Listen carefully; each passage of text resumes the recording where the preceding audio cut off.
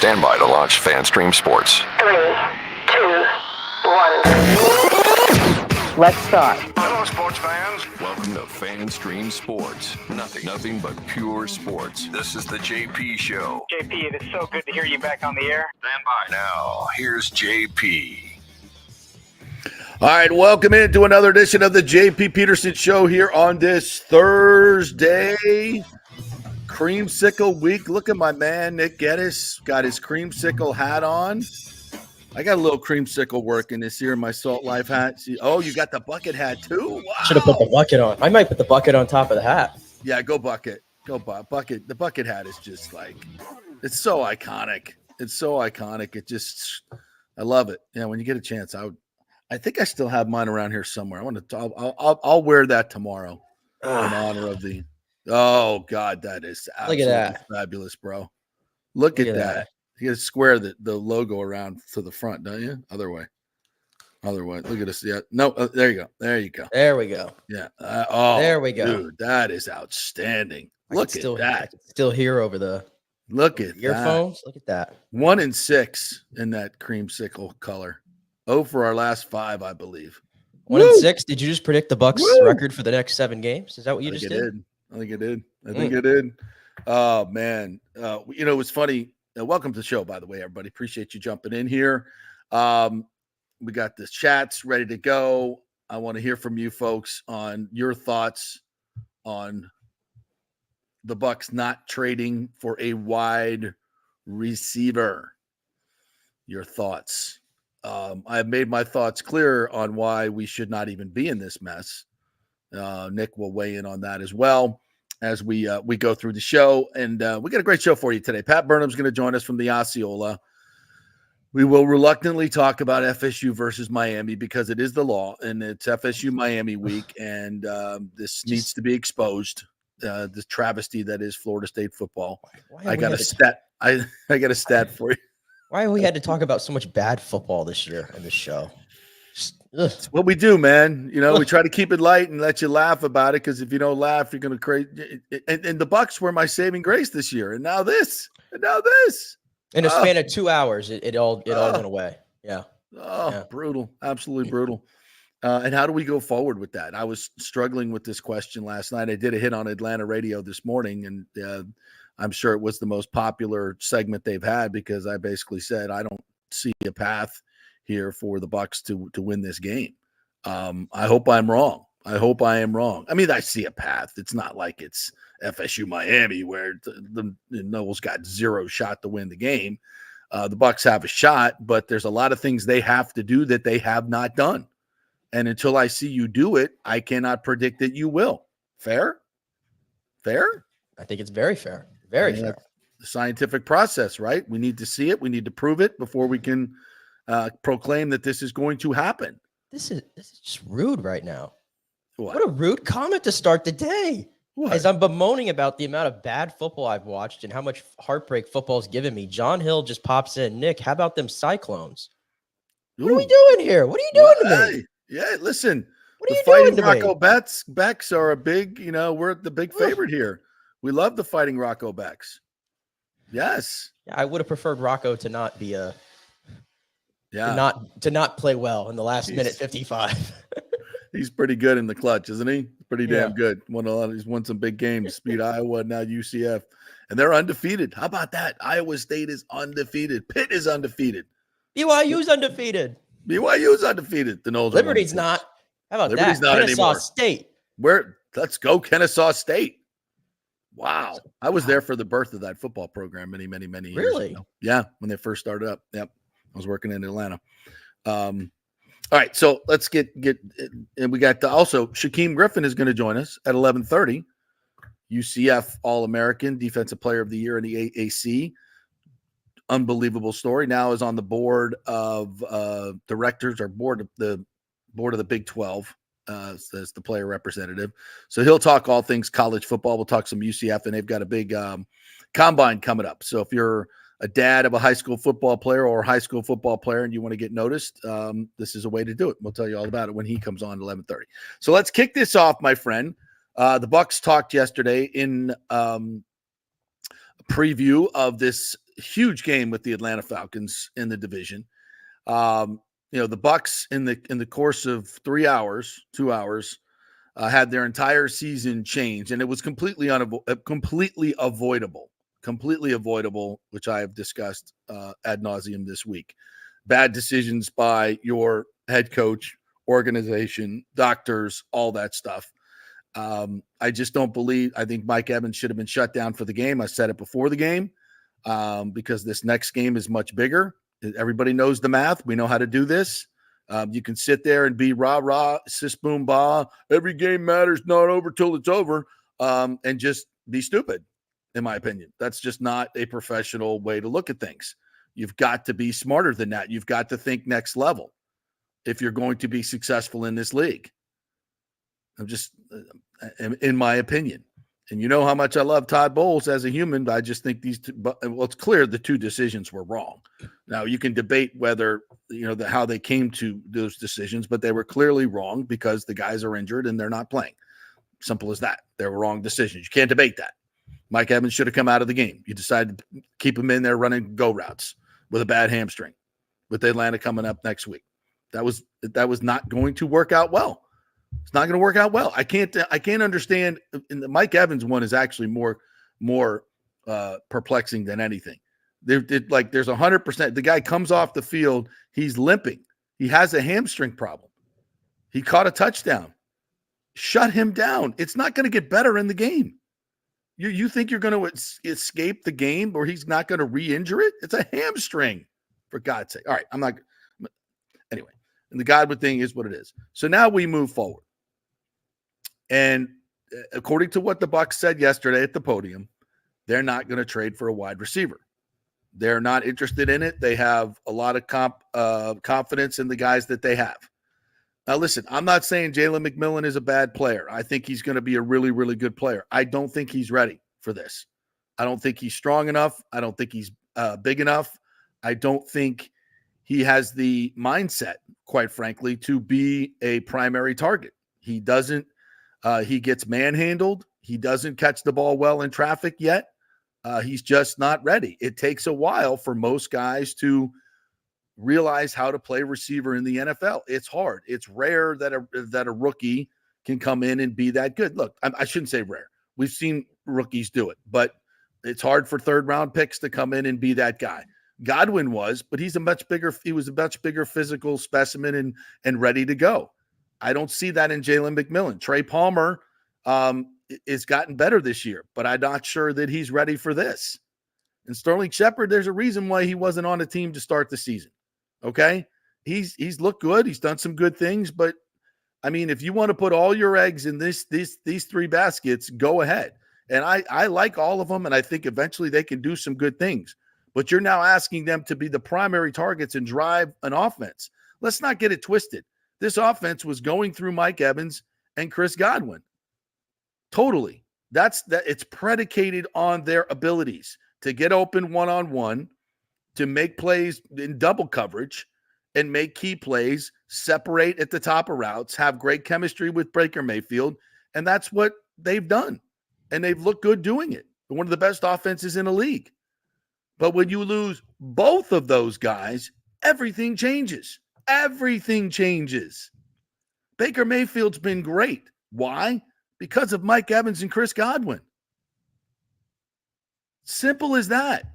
Take both of those guys away. Now the defense doesn't have to key on them. They can spread out their coverage. Guys got to get open. Can you separate? Haven't really seen that from these guys. A little bit from Sterling Shepard, but the other two guys, not in the games. We saw it in training camp, but in the games, it really hasn't been. I saw Jalen McMillan running a route where Baker thought he was going to go back shoulder and stop, and he kept running forward. I saw Trey Palmer on a slant last week, come out of his break lollygagging, and Baker threw it like he was going to be busted over the middle. He wasn't. Why not? Because he got a little impeded by the defensive back. You got to run through him. These are nuances that these guys I have not seen that they're ready for yet. And if you're going to say, oh, well, we're good. We're just, next man up. You know what you're going to get? You're going to get Schooley versus Aiden Hutchinson. That's what you're going to get. If you think these guys can do the same thing that those guys were doing, that's not good coaching because they're not Mike Evans and they're not Chris Godwin.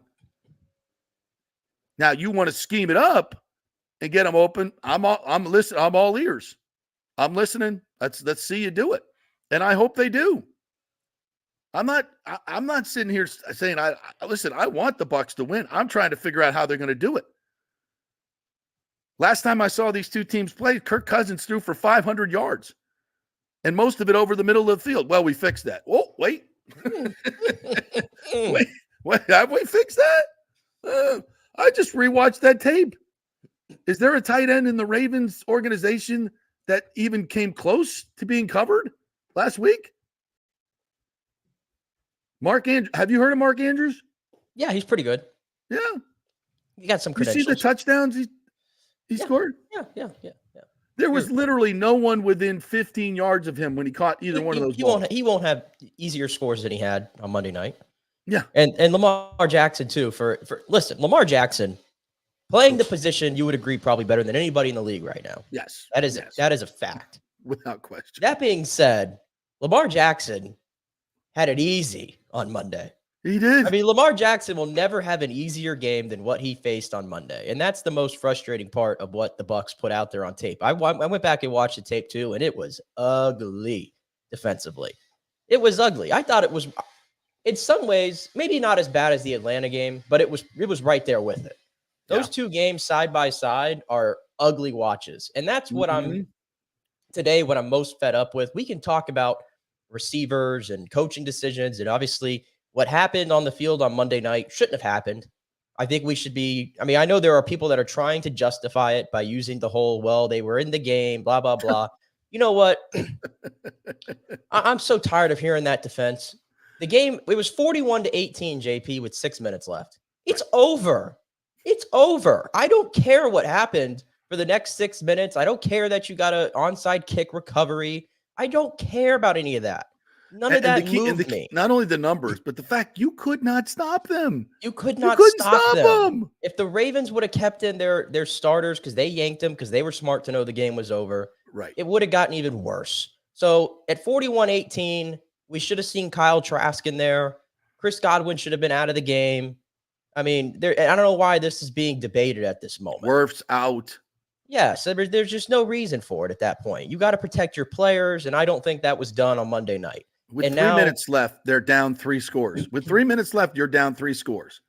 Yeah. 3:30, I think it was left. You're down 3 scores. You got to get 2 touchdowns, two It's 2-point nuts. conversions. And this is the second time this year that something like this has happened. Go back to the first game of the season where they're up 37-20 with like a minute left, and Antoine Winfield Jr. is out there for whatever reason. He gets hurt, and you lose him for a few weeks. I mean, this team already has been bitten by injuries all year long. It's just turning into one of those years where the Bucs, they just do not have the injury repellent spray handy right now. But this was the first game outside of Jamel Dean where you had basically your healthy roster together, and now you have 3 starters, and you can't do anything about the Ty Key thing. That's unfortunate. That happens in the flow of the game. Yes. But now you have 3 starters who are out, plus Jamel Dean is out. It's like you're continuing to have to cover up for some of these issues. Todd Bowles already told me in the beginning of the year, we don't have the depth at certain positions right now.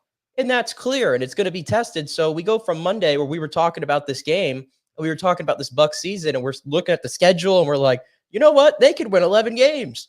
They could win 12 games, to where we sit here now, and it's like, if they stay yikes. healthy. If they you tell me that Godwin's going to be gone for the season after week 7, and Evans is going to be. And by the way, Evans will be back after the bye week. Will he? Will he? How do we know that? I mean, Mike's it's a hamstring. And Mike's older now. Problem. Mike's older now, so these things are going to take longer to heal. We know that. Yeah. And then when you come back, the chances of re-injury are great. Correct. I mean, so don't, he'll be back. Don't worry, JP. He'll be back after the bye. Okay, will he? And will he be as effective? Will he be as effective without Chris Godwin?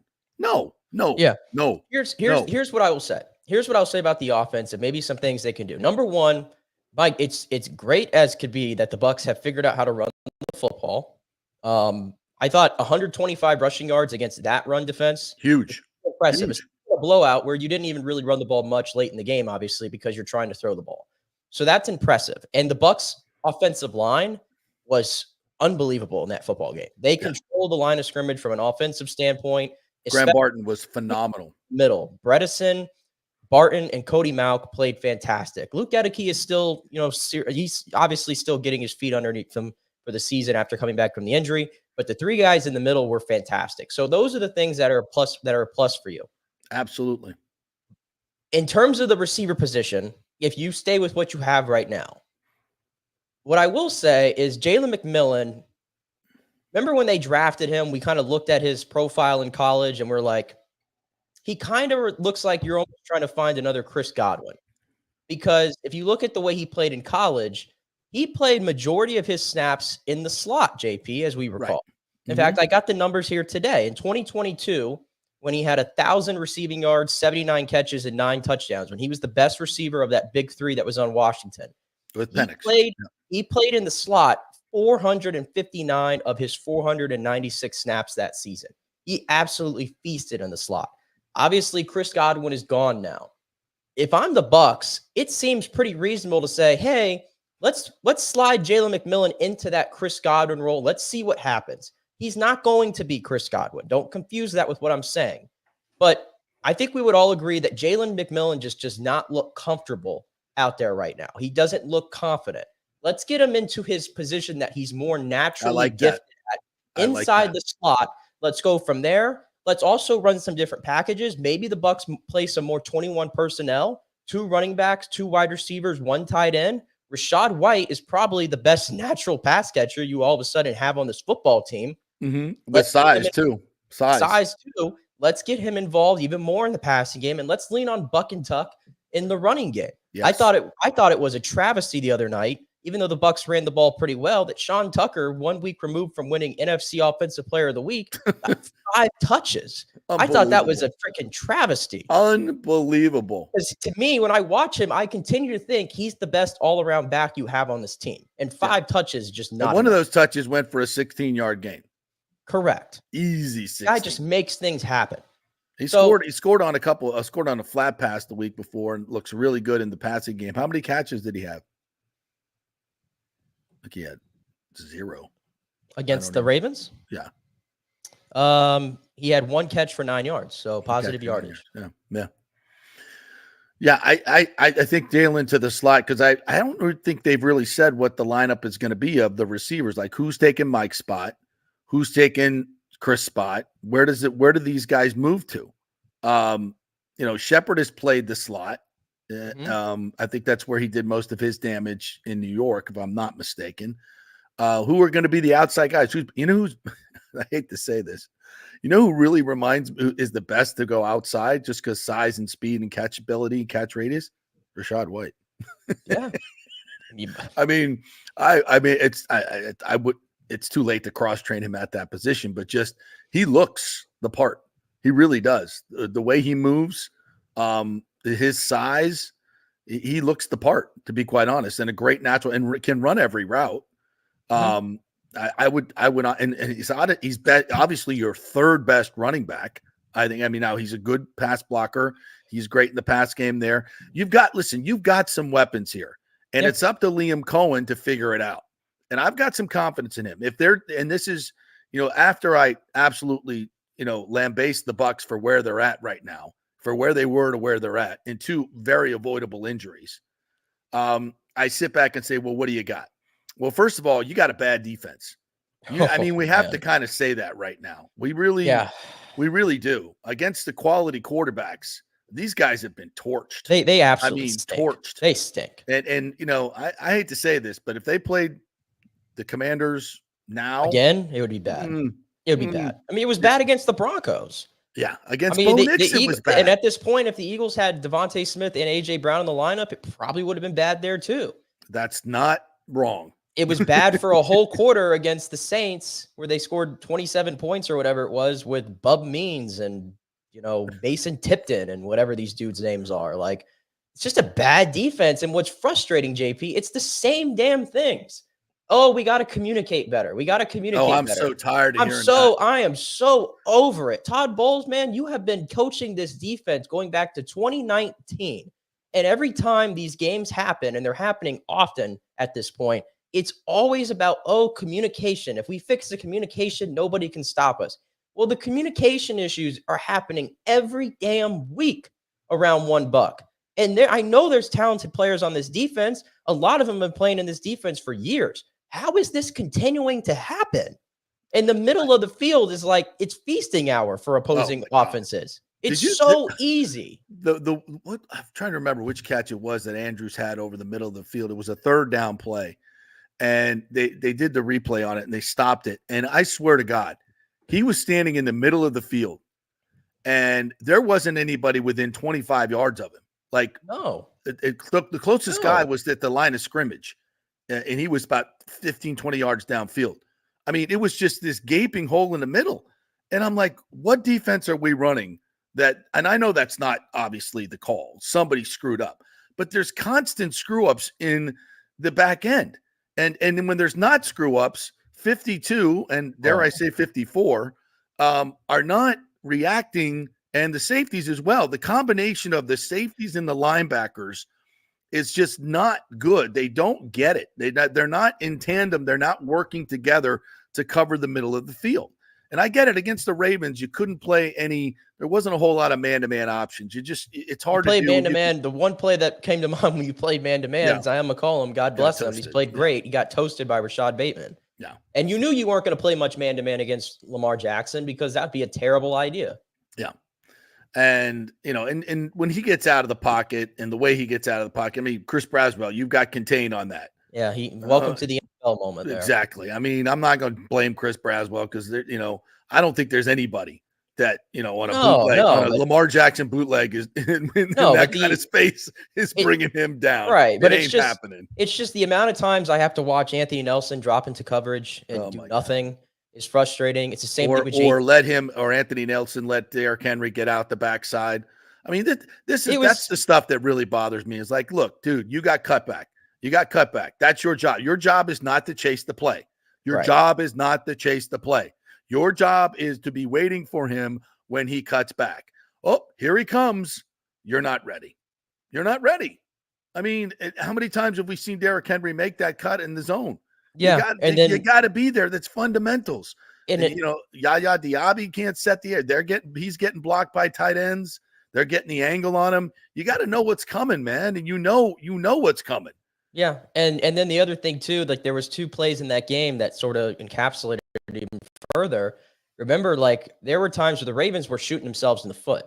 With some of the penalties that were happening. And you can argue that, for whatever reason on these Monday night games lately, it's just been a flag fest. And it certainly was on Monday night. And they're so nitpicky. Yeah, they're so nitpicky. But for what it's worth, the Ravens, on Lamar's touchdown run, that was so not a easy. Phantom block. The Tristan Wirfs hold was phantom. Yeah. But there was a play there that was 2nd and 18 the Ravens had. Or 2nd and goal from the 18-yard line, rather. And they throw this little screen pass to Justice Hill. Yeah. And it's like nobody wants to tackle. Nobody's even like trying to even attempt to tackle. Well, I'll say this. And Anton Winfield made a very valiant effort. But when I got 4 offensive linemen all over 320 pounds running at me, and I'm the only one standing there, you know what? And he did a nice job of knifing but it through. Happened. Then it happened later in the game too. Yeah. When it was 3rd and 34. You had knocked the Ravens out of field goal position. Yep. And then they throw that screen that everybody knew was coming. Yeah, we all knew it was coming. They're going to throw a screen to Justice Hill, and he's going to try to get as many yards as he can. And he almost damn near gets the first down on 3rd and 34. And who's the main culprit there? 52. 52. And 52, it's like, it's not just KJ Britt. I don't want that to be confused. No. There are a lot of guys not playing good right now. Jordan Whitehead's one of them. He was horrible on Monday night. He was making business decisions on the field. Yeah, that last play with Derrick Henry in the flat. Oof. Yeah, and I understand. Nobody wants to have to go tackle Derrick Henry, but you get paid to do it. Yeah. I don't. Yeah. Okay, you play football. That's your job. You have to try to tackle the guy, but just to let him just roll into the end zone and no effort. So Jordan Whitehead, after a really encouraging start to the season, I think he's taken a few steps back here the past few weeks. But yes, KJ Britt is I've been saying this for weeks. We all can see it. He is unplayable right now. He is unplayable. He provides you no help in the run game, which was supposed to be his specialty. And he's horrible in coverage. He doesn't know where he's going. It's the communication issues are all over the place. It's like, in my opinion, everybody keeps talking about, oh, the Bucs got to go get a receiver. They got to go to receiver. If I'm making a move, I'm getting a damn linebacker. Somebody who can, just anybody. And KJ Britt is the lowest graded linebacker and you can go get PFF this year. And you can go find an inside linebacker. Yeah. And if you don't, that's middle of the road for nothing. Nothing. And if you don't make a move, can I at least see JJ Russell? It cannot get worse. It cannot get worse. Kalen DeLoach is on the practice squad. Let's try him. At least he can run. At least he can run. I know that. Hey, let's play this bowl sound real quick before we have to hit the break here. This is him talking about having confidence in the guys they got. I believe so. I mean, we really like our young guys right now. We think Mike's coming back. We really like our young guys. There are guys out there, but for what we would have to give up to get them in the long run, it's probably not worth it. So for us right now, we're excited to see our young guys play. We had to play without some defensive guys this year. Now we have to play without some offensive guys. We fared pretty well. We think we're fared pretty well with these guys. Yeah, I don't know. You fared pretty well without those guys on defense. I know you're 4-3. And you're still in position, but you got to get this win against Atlanta. And if they do, they're in good position. I think that's and listen, a second for Cooper Kupp, I'm not giving that up. If I can steal him for a fourth, I'm thinking about it. Thinking about it. I'll give you the name. Cooper Kupp, to me, listen, we all want to live in fantasy land and we want to play Madden and think that it's so easy to make a trade for Cooper Kupp. Listen, there's going to be a lot of teams in on Cooper Kupp. We know that. He's a special talent. I think he's going to play tonight. And so if the Rams are smart, they're probably going to get this guy like 20 touches to continue to show everybody that, hey, let's get that second round pick. But if I'm the Bucs, like, your defense, we just talked about it. Your defense is not Super Bowl worthy. Your defense is not even playoff worthy. Your defense right now is 31 out of 32. They're horrible. So what's the point of exhausting resources to go get somebody like Cooper Kupp right now? Because your defense is going to lose you games. And that's the point. And I think that's what Todd Bowles is telling you. And I think that's what Jason Light is telling you. Is like, we're not wasting resources on this team because the defense isn't good enough to win anything. Right. They can't say that out loud, but that might be the case. They don't have a legitimate edge rusher. The linebacking core is bad. And for some reason, the secondary cannot get it together and play smart football. Right. So that may be the biggest indictment of all right there. If you want to, and by the way, if you want to get a receiver, I think Cooper Kupp is a very slim chance of happening to Tampa Bay. I'll give you a name out there that I think would be it'd be a lot easier to pull off this deal, I think. And here's the name. Deontay Johnson. I like it. Deontay Johnson's in Carolina. I don't think Carolina's worried about, we're going to trade him in the division. The Panthers are going nowhere and nowhere fast. Bryce Young is starting this week. God help him. Deontay Johnson, you only would owe him $5.88 million for the rest of the year. And he's a free agent at the end of the year. So I don't think you won't have to give up a first or a second or even a third, to be honest. I think you could probably get Deontay for probably a fourth. He's a proven receiver in this league. I think even with all the dysfunction in Carolina, he's got 30 catches for 357 yards and 3 touchdowns. Huge upgrade over everybody else you have on the roster. If you want to make a move, to me, that's the one to make. Cooper Kupp is the move you make when you're all in, you put your chips in the table, and you're like, we feel like we got a Super Bowl team. I don't know the Bucs have that today. I agree. As much as I'd like to see him here, it would have to be the deal would have to be made right, and I don't know if that can happen. Yeah. All right, we'll take a quick break. When we come back, Pat Burnham's sitting in the bullpen already and waiting to tell us how Florida State's going to beat Miami. You can pull that rabbit out of the hat, bro. That's going to be a good one. So we'll see what he can do. We're brought to you by the Jeeves Law Group, JEEVES lawgroup.com. If you got any issues with the hurricane and your insurance company's not behaving, maybe a strongly worded letter will help you. Whatever it is, get a free case evaluation from the Jeeves Law Group, JEEVES lawgroup.com. Great folks over there. And we love them. They are local, they are trusted, and they get results. The Jeeves Law Group, non-attorney spokesman, offices Tampa and St. Pete. Back in 3 with Pat. Stay with us. Hey, it's football season, and we welcome back the Gator Report every Monday and Friday, sponsored by the Jeeves Law Group, Jeeves lawgroup.com. Just go to the website. You can contact them through there. Scott Jeeves is a tremendous, aggressive attorney and a big Gator fan, so we appreciate him supporting this show and, of course, your Florida Gators. They are local, they are trusted, and they get results, whether it's personal injury or anything else, any law matter at all. It's the Jeeves Law Group, Jeeves lawgroup.com. Give them a call. Tell them JP sent you. All right, this is for all you guys who don't want to go to the gym and do 5,000 crunches. At Bay Area Modern Medical Center, you can get on the new True Body machine where you can reduce fat and tone up your muscle. It's like doing 54,000 crunches in just 15 minutes. Define your body as you see fit. True Body offers personalized muscle stimulation that delivers the equivalent of those 54,000 crunches in just 15 minutes. Just get in touch with them at Bay Area Modern Medical Center, BAMMC.com. Chris Lugo and the team over there will set you up on True Body and get amazing results. Non-invasive with comfortable and little to no pain and zero downtime. You can isolate and target those areas that you want to improve and treat multiple areas simultaneously. It's an amazing machine, so check it out at Bay Area Modern Medical Center, BAMMC.com.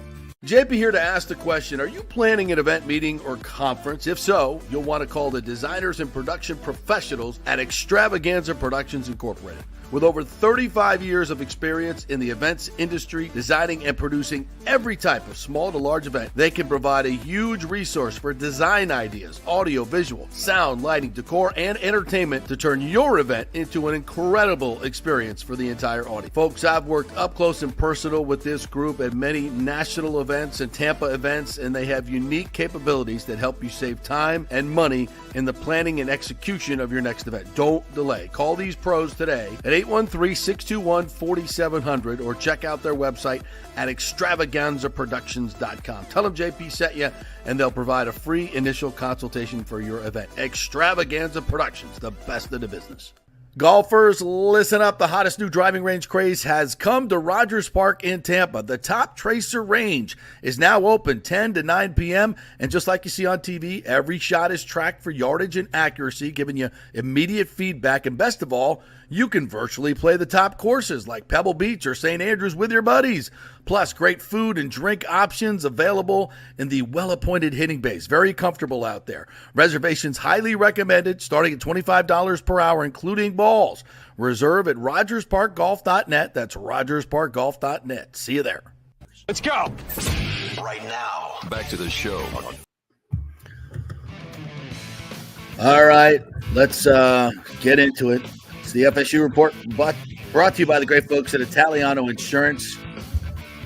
813-877-7799. Get your flood insurance now because the flood is coming again.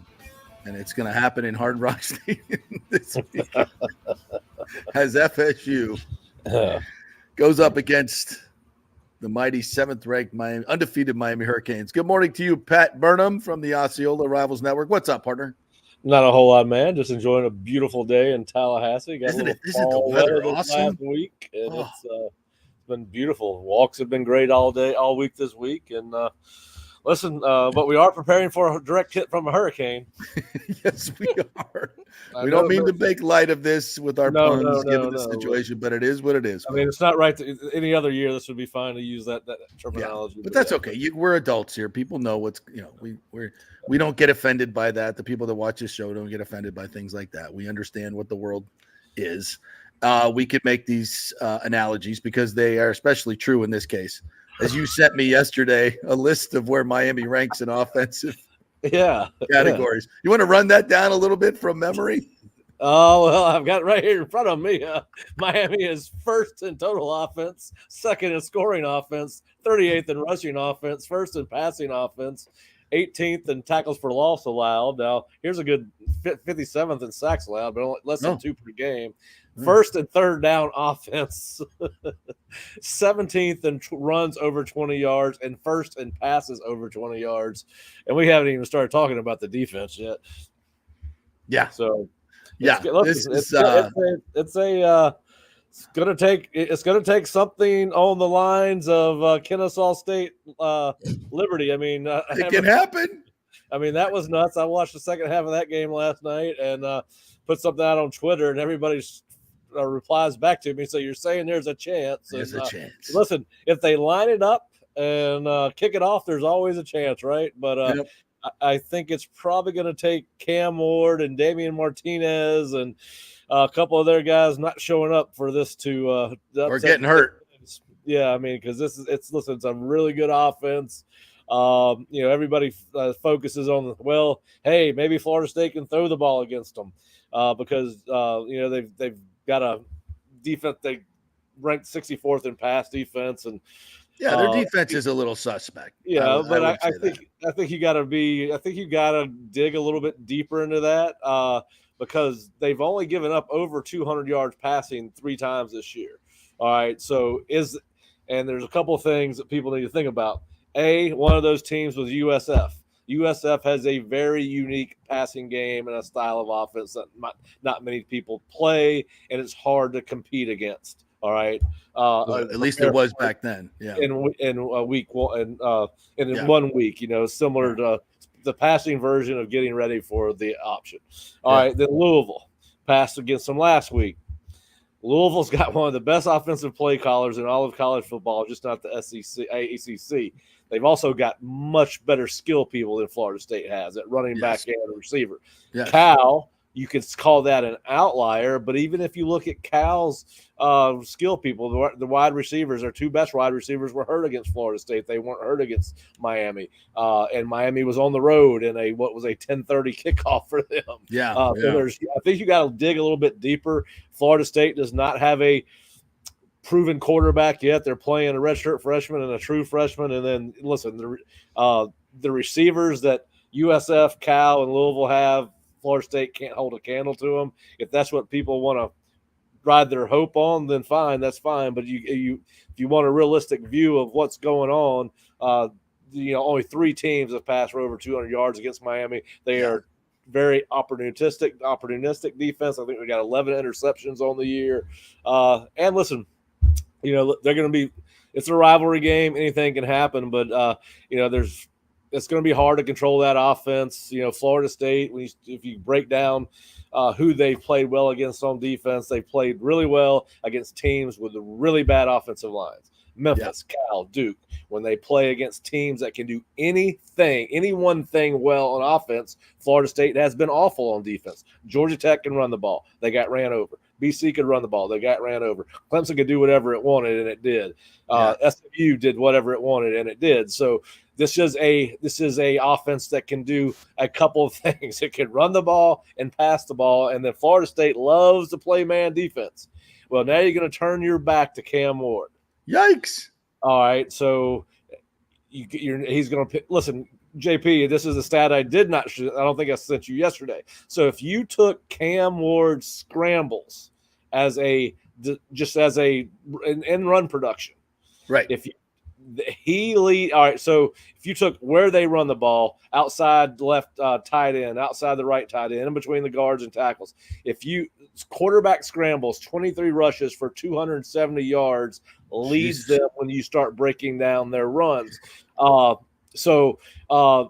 Is Adam Fuller going to let the corners and safeties and linebackers turn their backs? And then, of course, the Cam Ward's got the ability to scramble and let those receivers find time to get open.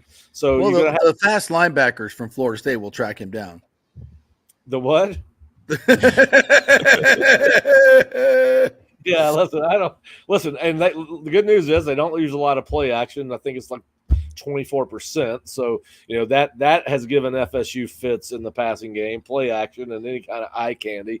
So we'll see how much they get into that. But yeah, listen, it's going to be a tough road to hoe for Florida State. Listen, Mike, seems real good about what they practice, but he does every week. I went out there. I hear that again. Oh my God.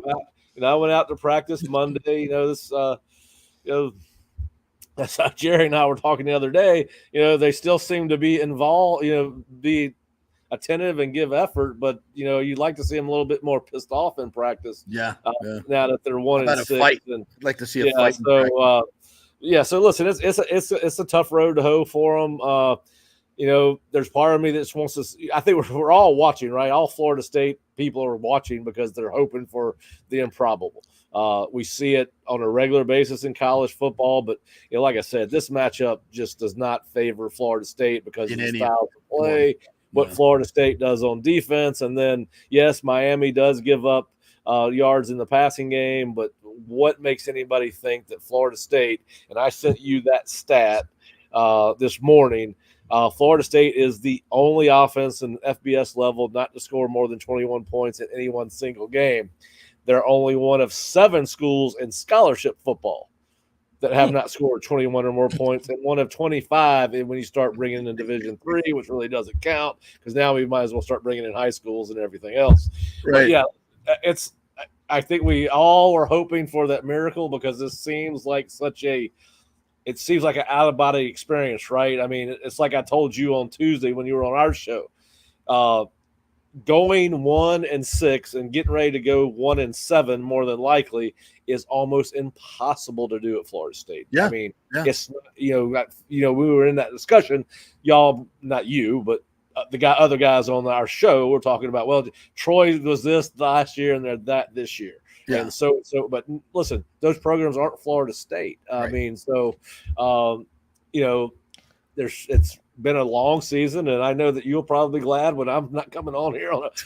No, we love. Listen, as bad as this is, it's worse when it's not football season. Yeah, to be honest. And listen, the one thing I will say is, the next, move away from the game a little bit.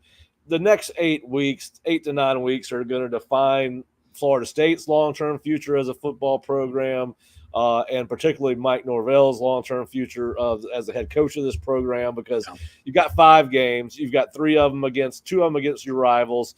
The optics of those games are going to matter. And then you've got Notre Dame and North Carolina there. And then you coming in December 4th, you've got early National Signing Day. You've only got 12 kids committed in the high school level. You've got a couple of official visits coming in next weekend. Can you get them on board? We'll see. But then really what's really going to affect the future of Mike Norvell's program is what's going to happen in the portal, JP. Yeah. That opens December 8th. It's going to be open for 20 days. I have a feeling that you're going to see Florida State lose some key players out of the portal this year. I mean, that's what my gut tells me. I think they're good, and then on top of that, because Mike's going to have to win next year, and we both think he's going to be back because of the financial buyout and all those things. Yeah. Mike's going to have to hit the portal. If you're a Florida State fan, don't go look at the roster online. Go and put it down by position and write down the names at each position. And you tell me, and then add the 12 true freshmen that right now are scheduled to come in, and tell me how they get it done without going into the portal heavy. Yeah. And we know that the portal is hit and miss, right? And it's like we talked about on Tuesday, JP. Florida State, Ole Miss, Miami were sort of ahead in the game in the portal. Now everybody's caught up, so the portal is going to be more diluted than it ever has been. Right. And now you're trying to recruit players to a coach that's on the hot seat next year. So I really think between now and December 28th, 29th, whenever the portal closes, I think it's going to define Florida's short-term future in football, and I think it's going to define Mike Norvell's long-term future as Florida's head coach. So listen, I don't think Mike's going to make any changes, but you and I were talking with Fish the other day. Make any changes on the staff? Yeah, you don't think he'll make any changes on the staff? I'm talking about. I was getting ready to say our conversation earlier this week was Fish thinks they're going to make changes after this week if they get it in season. I don't think Mike's going to do that. I think they'll see the season out, and then listen, you can't worry about whether if a guy's coming to you to your program because of an assistant coach, he's probably not going to stay long anyway. So you can't really worry about that. But listen, it's going to be a very interesting 8 or 9 weeks, or maybe 10 weeks until we get to the end of the portal opening in December. And it's going to be a fascinating time if you're a Florida State fan and want to know what's going on with the program, especially with Mike. And how it's going to play out for him long term. Pay attention to what happens on December 4th and pay attention to what happens in the portal. But it's definitely well, here's a question. unsettling in Tallahassee right now, I can tell you that. Well, here's a question I think that is appropriate this week, and you may have some insight into this. And I've heard a lot of different things, but why didn't FSU sign Cam Ward? And if Cam Ward were playing for Florida State, would it be that much different? I think it would, because he could probably hide a lot of the warts of that offensive like Jordan Travis did. But he's still throwing to guys that can't catch the football. So they might have a couple more wins, but I don't think it's going to make that big a difference. And we've always said this was not as the season's gone on, we've all said this is not just a one-player issue, right? It's just not quarterback. The offensive line is awful. Cam Ward would have been running for his life, just like Brock and Luke were against Duke last week. You still don't have very good receivers. They're inconsistent to throw to. You got no tight ends. And listen, the reason you didn't get him, one of the reasons is he wanted to extend his decision-making process until after he got his NFL draft evaluation back. And Mike and Florida State were not willing to wait that long, so they took DJU. And listen, they what a horrible had a quarterback, and he wasn't willing to play the long game. And then, if my understanding is correct, Cam's making a lot more than what Florida State was willing to pay for a quarterback. So, nobody knows. What did we learn there? What did we learn? We learned that first of all, a really good quarterback's worth it. Whatever Miami's paying him, he's worth it. I mean, just look at their record. Although, like I said, FSU maybe wins 3 more games, but that's a big difference. It's a big difference than 1-7. I think it may be at best it's like a 2-win improvement, because I don't think Cam Ward right now, if you're trying to pick Heisman Trophy winners, at least at the quarterback position, he's the leader there. And it's not even close. Yeah. But as you sort of mentioned, I mean, FSU has scored 9 offensive touchdowns in 7 games. It's almost crazy to even say out loud 9 offensive touchdowns. And it's to the point where, like, I'm watching the game on Friday and I'm almost laughing out loud at the TV. Like, it's just funny at this point to watch it, because you have receivers all over the field who, when they catch the ball, it almost seems like they surprise themselves at this point.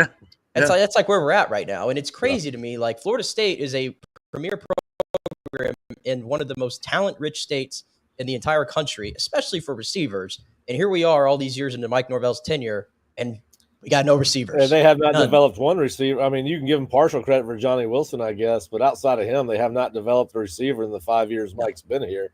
Ja'Kai has flashes where he's been pretty good, but Kentron's been here for 4 or 5 years. He's not playing well. Hakeem Williams he's a true sophomore, but he can't make the drop he made the other night. Just can't do those kind of things. And on top of that, they don't block well. I mean, the receivers just have not been developed. And but I think it all starts up front on the offensive line for Florida State. They're not very good. I told JP this, he was baffled by it, but almost every single yard that Cam Davis ran for against Duke was after contact. He had 70 yards of yardage picked up after contact. He ran for 63. So obviously there was lost yardage in his total. And then you take Brock Glenn, 23 of Brock's 47 yards gained were off scrambles. So almost 50% of what he picked up on the ground. So when you start digging deep, as much everybody wants to say, well, hell, we ran for 162 yards. There's improvement on the offensive line. No, there was not. No. Listen, and why did Teofili not see the field for like 6 series? Listen, I am baffled by that. I mean, it was almost like he missed half the game. Yeah. If you he go ran back for like 7 yards a carry in the first. Yeah. If you go back to our conversation, if you go back and listen to our conversation post Georgia Tech, JP, we started talking about why you played 5 running backs in the first half, right? Nobody and. The substitution deal with Florida State has always baffled me under Mike. But the running back, particularly this year, LT, I don't think anybody can argue this, not even anybody inside that building, including the man that coaches him, can argue that LT is your best offensive player this year.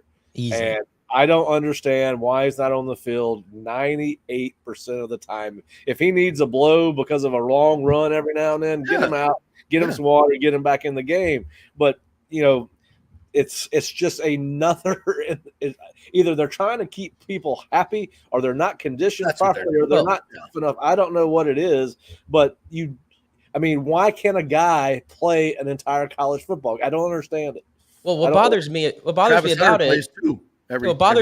it is like Tofi, like you said, he's easily the best player FSU has on offense. He makes the most stuff happen on the first drive, which was a great opening first drive until they got stalled down in the red zone. It was all Tofi that got you down there, and then he disappears from the game.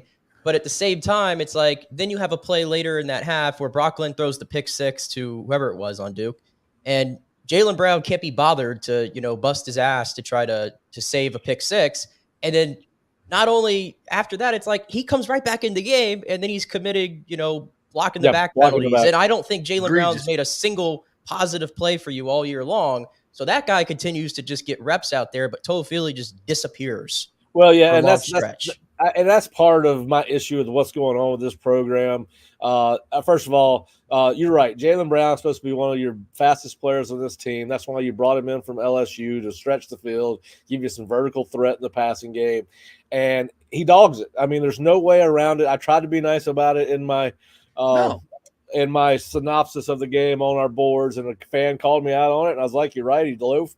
And you can't do that. I mean, there's no excuse for that. And you're right, he goes right back in the game. So Mike and Ron commits an egregious stupid allowing this kind of stuff to happen, and effort and hustle should not be an option. Either you give it or you get off the field, and then they put his butt back in the game. But listen, we see the same thing on defense. Go back to those offsides that didn't really cost them at the end of the day, but you had multiple guys jumping offsides in the first half of that ball game. They never got pulled from the game. Yeah. And we talk about it all the time. The only thing that's going to get players' attention, particularly in today's world of college football, is playing time.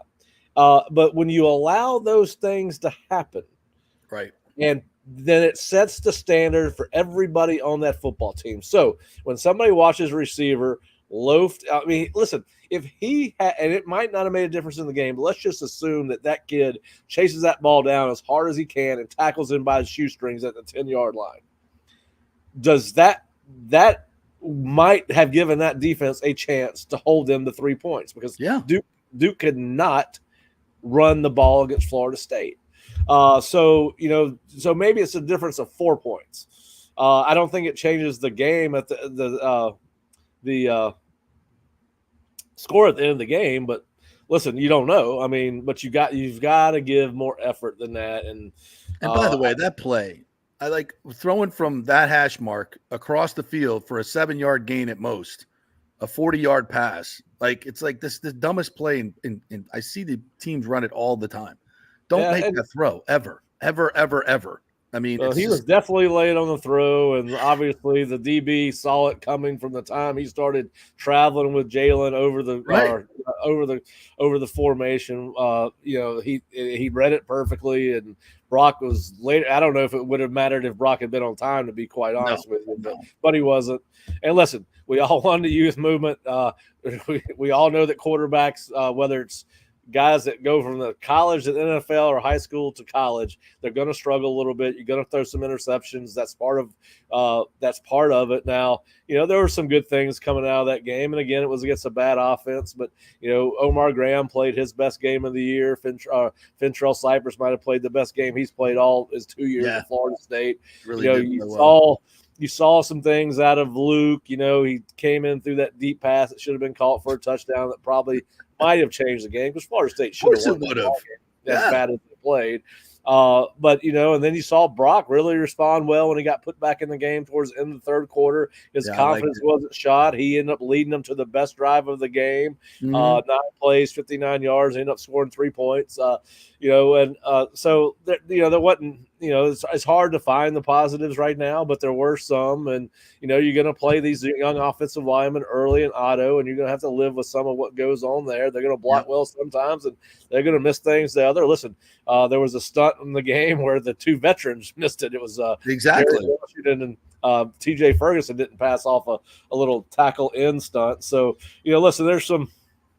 Right now you got to search for those positives, and as you and I talked about, JP, on Tuesday, you got to build for the future, and I think that listen, that build for the future thing with FSU fans and play them young is going to disappear Saturday night because nobody wants to see them get beat by Miami, right? I mean, that's an arch rival. And listen, you mentioned something that I think is important. You said the optics of the game, and I think it is important. Like you're going to get beat by Miami. That's fine. It goes in cycles. FSU's, I think, won 4 in a row in this series, one of them by 47-0. So those things are going to happen, okay? But it's the optics. You don't want 47-0. You want, Clemson 29, 29-17 or whatever it was. Yeah, you want at the end of the day, you want it to look like you had a chance. You had a chance, right? And so, and what's going to be the difference in that? Effort and not giving up. And that's what I worry about. This team has zero leadership, and we tried to find somebody like who's the dog on defense. You got none. Who's the dog on offense? Maybe Brock Glenn. Maybe like who are the dogs on this team? Who are the leaders? I mean, last year you were, Jared Verse, Troy Benson. I mean, you just go right down the list. There were dogs all over the place. Yeah, a ton of them. And now that's one of the reasons they've fallen off the map is they have not only they've lost so much talent, they got no leaders out there. There's nobody out there that's taking the bull by the horns and saying, look, man, we're Florida State. We're not giving up. We may suck, but we're going to give effort. And guys that aren't giving effort, listen, we saw USF have a fight on the field, on the sideline, and they went on a 28-6 run. They're about to get beat by UAB. I'd like to see some player on FSU go up to Jaylen Brown or whoever's dogging it out there and say, hey, mother, that ain't good enough, and you ain't putting that shit out on the field. If the coach is not going to take you to task, I am. And the rest of my players are going to do it. That shit's not happening anymore at Florida State. And you don't see that. You don't see anybody getting mad. You see nobody throwing a table. Nobody's upset. Not even the head coach. Nobody. It's a bunch. If there was pictures of assistant coaches laughing on the sideline. I mean, about the that's always taken out of context. You saw what was it? Was it Corey Fuller who went after Hakeem when he dropped? Yeah, I loved it. I love seeing that. Yeah, absolutely. Listen, it is the only time I've seen anybody get mad. And listen, I don't know what the backstory is on the strength coaches flexing at the Duke player. I hope there's a backstory to it because it looks silly when you're 1-6 and your strength coach who has nothing to do with what's going on the field directly is flexing on the sideline. Maybe they know each other. Maybe something funny was said, or maybe the kid passed by him and said, "It's a bad look. Sorry, big guy, for running into you." And maybe it was something as comical as that, or maybe it wasn't. But if there's no backstory to it, listen, Mike's got to get control of his program, man. I mean, that's not a 20-year-old kid doing that. But listen, every optic has been bad for Florida State this year. And listen, everybody's reading too much into. I got a text something about earlier in the week about apparently after Cam's fumble, Mike dropped to his knees, and somebody was trying to read into that. I was like, well, listen, I'm glad we didn't read into Urban Meyer dropping to his, on his belly after certain bad plays. I mean, you can't read too. I don't read. This is some emotion from Mike. Thank God. Thank God. Yeah, listen, it's just crazy that we're sitting here having these same conversations week after week about the fact that we're not seeing improvement. And listen, I know everybody's putting their faith in the defense this week, but the defense has only been good against bad offenses, folks. That's right. This is not a bad offense, and I'm not trying to rain on anybody's parade because Lord knows at Saturday night at 10:30 when I've got to do a live post-game show, I don't want to be talking about a damn blowout. So listen, I want them to win as bad as anybody. But when you start digging into it, it's just not a good matchup for Florida State. No, it's not. All right, Pat, tell us how they can get your content and tune into your post-game show on Saturday night. I'll be doing a lightning post-game show, so I'm good. Yeah, you'll be much better than I am, more than likely.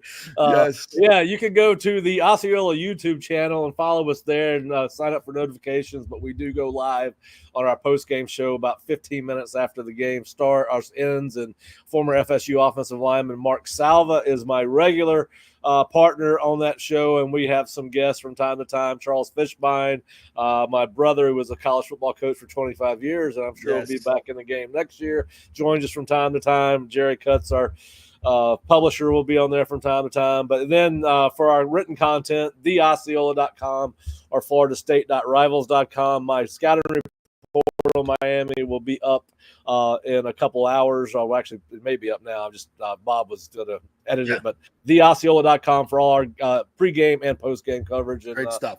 We'll see you boys next week. All right. Thank you, partner. Appreciate it. All right, guys. Great Pat Burnham Have a good right one. there. Yeah, this is going to be a tough week of football, I think, Saturday and Sunday.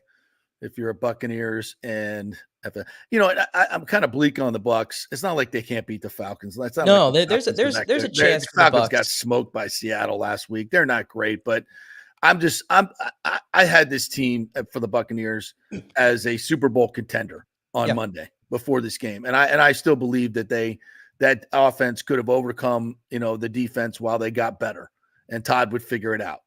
I don't believe that now. Not anymore. I don't believe that. There's a chance though that and listen, it's one thing to say it, it's another thing to do it. But you've heard a lot of the players saying, okay, what's done is done. We don't have them, and so now I've heard Baker may have said it, Bowles may have said it. We got to go play for Chris. We got to go play for Mike. Like there's a good chance maybe that the Bucs play extra inspired football at home. They know that as Detroit.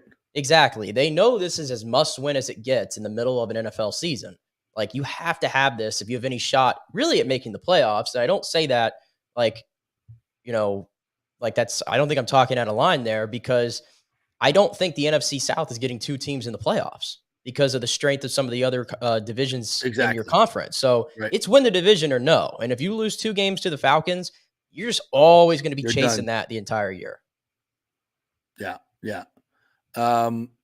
It's just the best week to be wearing creamsicle? Probably not. But.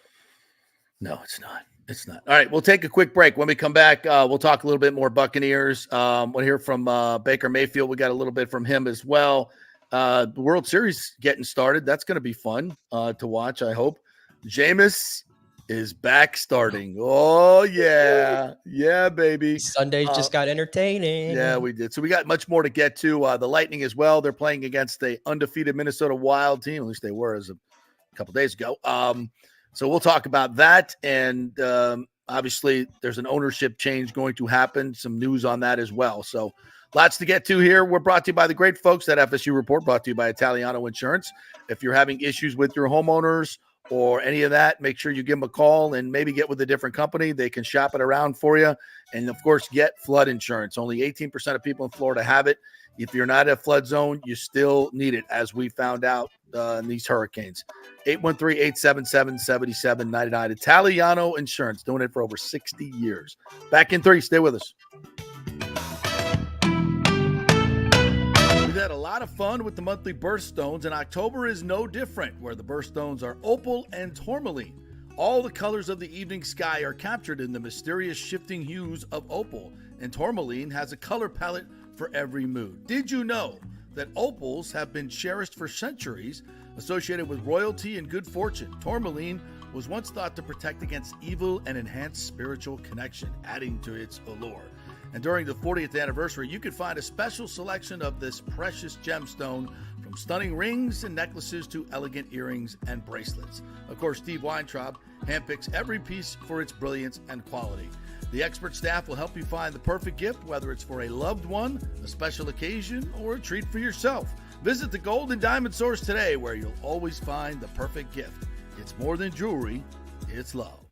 Hey, it's football season, so we welcome back the FSU Football Report every Monday and Friday on the J.P. Peterson Show, sponsored by those huge FSU fans at Italiano Insurance. They'll save you money as well. Just do a quick insurance checkup, 813-877-7799. They just saved me $500 on homeowners insurance. Who's doing that? Yeah, they just shopped it around, found a better, cheaper company, and we got a cheaper price. And business insurance. Make sure you're covered or you could lose your personal wealth. That's 813-877-7799. ItalianoInsurance.com. Go Noles. Hey Tampa Bay sports fans, this is two-time LPGA major champion Jane Geddes here. After winning the US Open and 10 other LPGA events, I wanted to try something completely different. So I came right off the top turnbuckle and landed in the crazy world of WWE. And yes, you heard that right, that's WWE. Working for the Vince McMahon as the VP of Talent Relations for the company. Now, though, I want to work for you. Everything I've done in my life, I've done with incredible passion. And now I've turned my focus to leading the best real estate team in Tampa Bay, the Geddes Gordon Group with Keller Williams in South Tampa. If you're looking for a new home, an investment property, or looking to sell your current home, we will give you major championship level service. When you choose Geddes Gordon Group, you become part of our inner circle. like family. So if you're looking for a few golf tips or a golf course view, we're going to stripe it right down the fairway. Call me at 813-485-6808 or go to gettysgordongroup.com, or again, give me a ring at 813-485-6808. JP here for Third Generation AC and Plumbing. And Third Generation really says it all, folks. The owner, my friend John Rodriguez, has been in the AC and plumbing business since 1995. They built their business on honest assessments and doing great work on time for a great price. Simple, right? Did you know many AC techs are incentivized on big commissions to sell new AC units, and you might just need a drain cleared? So if you want someone you can trust, that's John Rodriguez and Third Generation Services. Check out the 5-star Google reviews. If you have a plumbing or AC emergency, call 813-961-8024 and a human will answer the phone. That's 813-961-8024 or go to thirdgenerationplumbing.com. Ciao, Paolo Tini here, owner of Caffè Paradiso, one of South Tampa premier traditional Italian restaurant. We were recently voted number 3 on Open Table list of Tampa Bay's top 10 restaurants. We're very proud of that because we take great care of preparing each dish by hand with homemade sauces, pastas, only the freshest local ingredients. You won't see the big institutional vendor trucks pulling up to our back door. We get our seafood from local vendors. Sometimes I even drive out to Topper Springs and pick out our daily catch right off those boats. So stop by and say hello. Try our traditional lasagna, the fresh veal, some of our signature dishes like capelli al granchio, that is angel hair with lump crab meat, our branzino, that is a sea bass. We're located at 4205 South McDill, and you can make a reservation on Open Table and read all the great reviews. See you soon. Ciao. Grazie. Let's go. Right now. Back to the show on FanStream Sports. All right, welcome back to the JP Peterson Show, brought to you by Cafe Paradiso. Come on over and get yourself a great meal. Top 3. Number 3 on the top 10 list of Tampa Bay restaurants. Be damn impressed. If you've not been over there, head on over there, make a reservation. Prices very reasonable, food off the charts, great wine selection, and the people that serve it to you are fantastic. You heard Paolo Tini. Listen to that guy. Branzino. I mean, that guy knows Italian food. Trust me. The whole family. They've been doing it for generations. So head on over to Cafe Paradiso and tell them JP sent you. I need to get over there. It's been a while. And I was going to say, we're both Italians, you know, and we know good Italian food, and we wouldn't stick our neck out for a place if we didn't have faith in them, you know? And I'm dead serious about this. I mean, Italian food is obviously involved here in America in a lot of different ways, and it's become fashionable to do all these different things. You're gonna give me the classic Italian stuff. I don't need whatever the hell you're doing with the veal and the I don't need any of that stuff. I don't need your breadsticks and your soup and your $9.99 specials. I don't need it. I don't need it. All you can eat bad salad. No, I'm not interested in that. Give me a real Italian meal, cooked to order, by the way, not the fast food. And like we say in the ad, he's not having all these, he doesn't get his food from Cisco, no offense, but all these, it's the same stuff. You eat all these chain restaurants. It's the same stuff. Remember, if they're calling it actual real Italian recipes that have been honed for years, generations. Just remember, if they're my general rule, if they're calling it ricotta, it cannot be trusted. Oh my God. It cannot be ricotta. I say this to my wife all the time, and she's like, "You're not Italian," and I'm like, "Yeah, get out of here." My 23andMe tells me I am Italian, so I will call it ricotta all I want. Yeah, and you want to call it capicola? No, it's not capicola. It's gabagool. Gabagool. Yeah. That's what it is. So mozzarella. Such a fake Italian. Mozzarella. Yeah, mozzarella, ricotta, gabagool, branzino. That's what we're talking about. Yeah. Anyway, go see him. Let's get into some of the comments here before we get into some of the other stuff. Donald Podzakowski, have not seen you in here. Thanks for joining us. Really appreciate you joining us.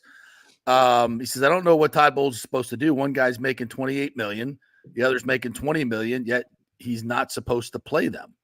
I believe he's talking about Winfield and Godwin, right? Talking about I guess so. Them or Evans and Godwin, but Evans and Godwin. Again, of course you play It's about the situation of what was happening in that game. You have to learn to live another day. I think you might have said this. I heard Scott Reynolds say it too. You lose the battle, win the war. Yeah. And the war is this Sunday. Right. It's this Sunday. Last week was a battle, and you needed to concede. It's over. Get out. Get your men out. Yeah, well, Washington did that many times against the Brits. He was outmanned and outgunned, and you have to understand when you're outmanned and outgunned, and it's over. You got to retreat. I've heard resources back together and go fight again. And I've heard people that are thinking the opposite, like, well, there were games where Tom Brady and the Bucs were blowing out teams, and he was playing all the way to the end. I hated it. We all hated it. I hated it then too. We hated it then. And I guarantee you, if Todd Bowles had yanked his starters with 6 minutes left, because to me, that was the point where you did it, I don't think anybody's asking Todd Bowles at the press conference, hey, Todd, why'd you take your starters out with 6 minutes left down by 3 touchdowns? Nobody was going to say anything. And if anybody did, you're a moron. Or you got money on the game. I get maybe we can get back and score a touchdown and get and catch, because they could have covered the 4-point spread, but that's not what we're doing this for. And again, if that's what you're thinking about as a coach, what questions are people going to question me? You're done. You are done. You got to coach your team the way you coach your team. And you got to make the decisions that are best for your team, not where you think, well, if I make this decision, they're going to question me. They're going to question you anyway, win or lose. Right. But if you win. Yeah. I resent the fact that there were some people, I think right after the game, maybe on ESPN, I think it might've been Ryan Clark, who was presenting was upset about the line of questioning after the game towards Todd Bowles. And I think it had to do with the questions that were from Rick and Scott, because they were the ones that were peppering them, which both of them did, I thought, a tremendous job in their questioning. I don't think anything was super out of line, but I know Ryan Clark was seemingly upset about it. I think Dan Patrick might have said something like, I just feel like I resent that. No. The going after the reporters for asking the questions that needed to be asked. That was on everybody's mind. Yeah. It's a question. He's allowed to answer it any way he wants. If he wants to say, and he did. He answered it the way he said. We thought we still had a chance. So listen. Yeah, these are calculations. I said last week, these are calculations that go on every game. You make millions of decisions, and the decision came down to this: the probability of winning the game was 0.01% at the 6-minute mark, at the 3-minute mark, at a minute 48 mark when you got the ball back. And listen, there were other decisions in that game too that I think still left us scratching our head. Like even right before half, like, are we going to act like Todd Bowles had another glorious management of going into the half with the timeouts that he had, and Baltimore was shooting themselves in the foot? Like, did you not want to try to steal an extra possession maybe before half or anything? Absolutely, could have done it there. Like, absolutely. I mean, there's just, but these are routine things that we see with Todd. It's who he is at this point. Yeah, he's just a flawed head coach. He is. And should we not question him about the defense that's given up 500 yards a game? His unit. Not question him about that, Ryan? His unit. Yeah. His unit. And listen, I'm very cognizant to the fact that injuries happen in this game. Absolutely, injuries happen in this game. Yes, the Tyke Smith that's a football injury, unfortunately. Football injury. And the Mike Smith.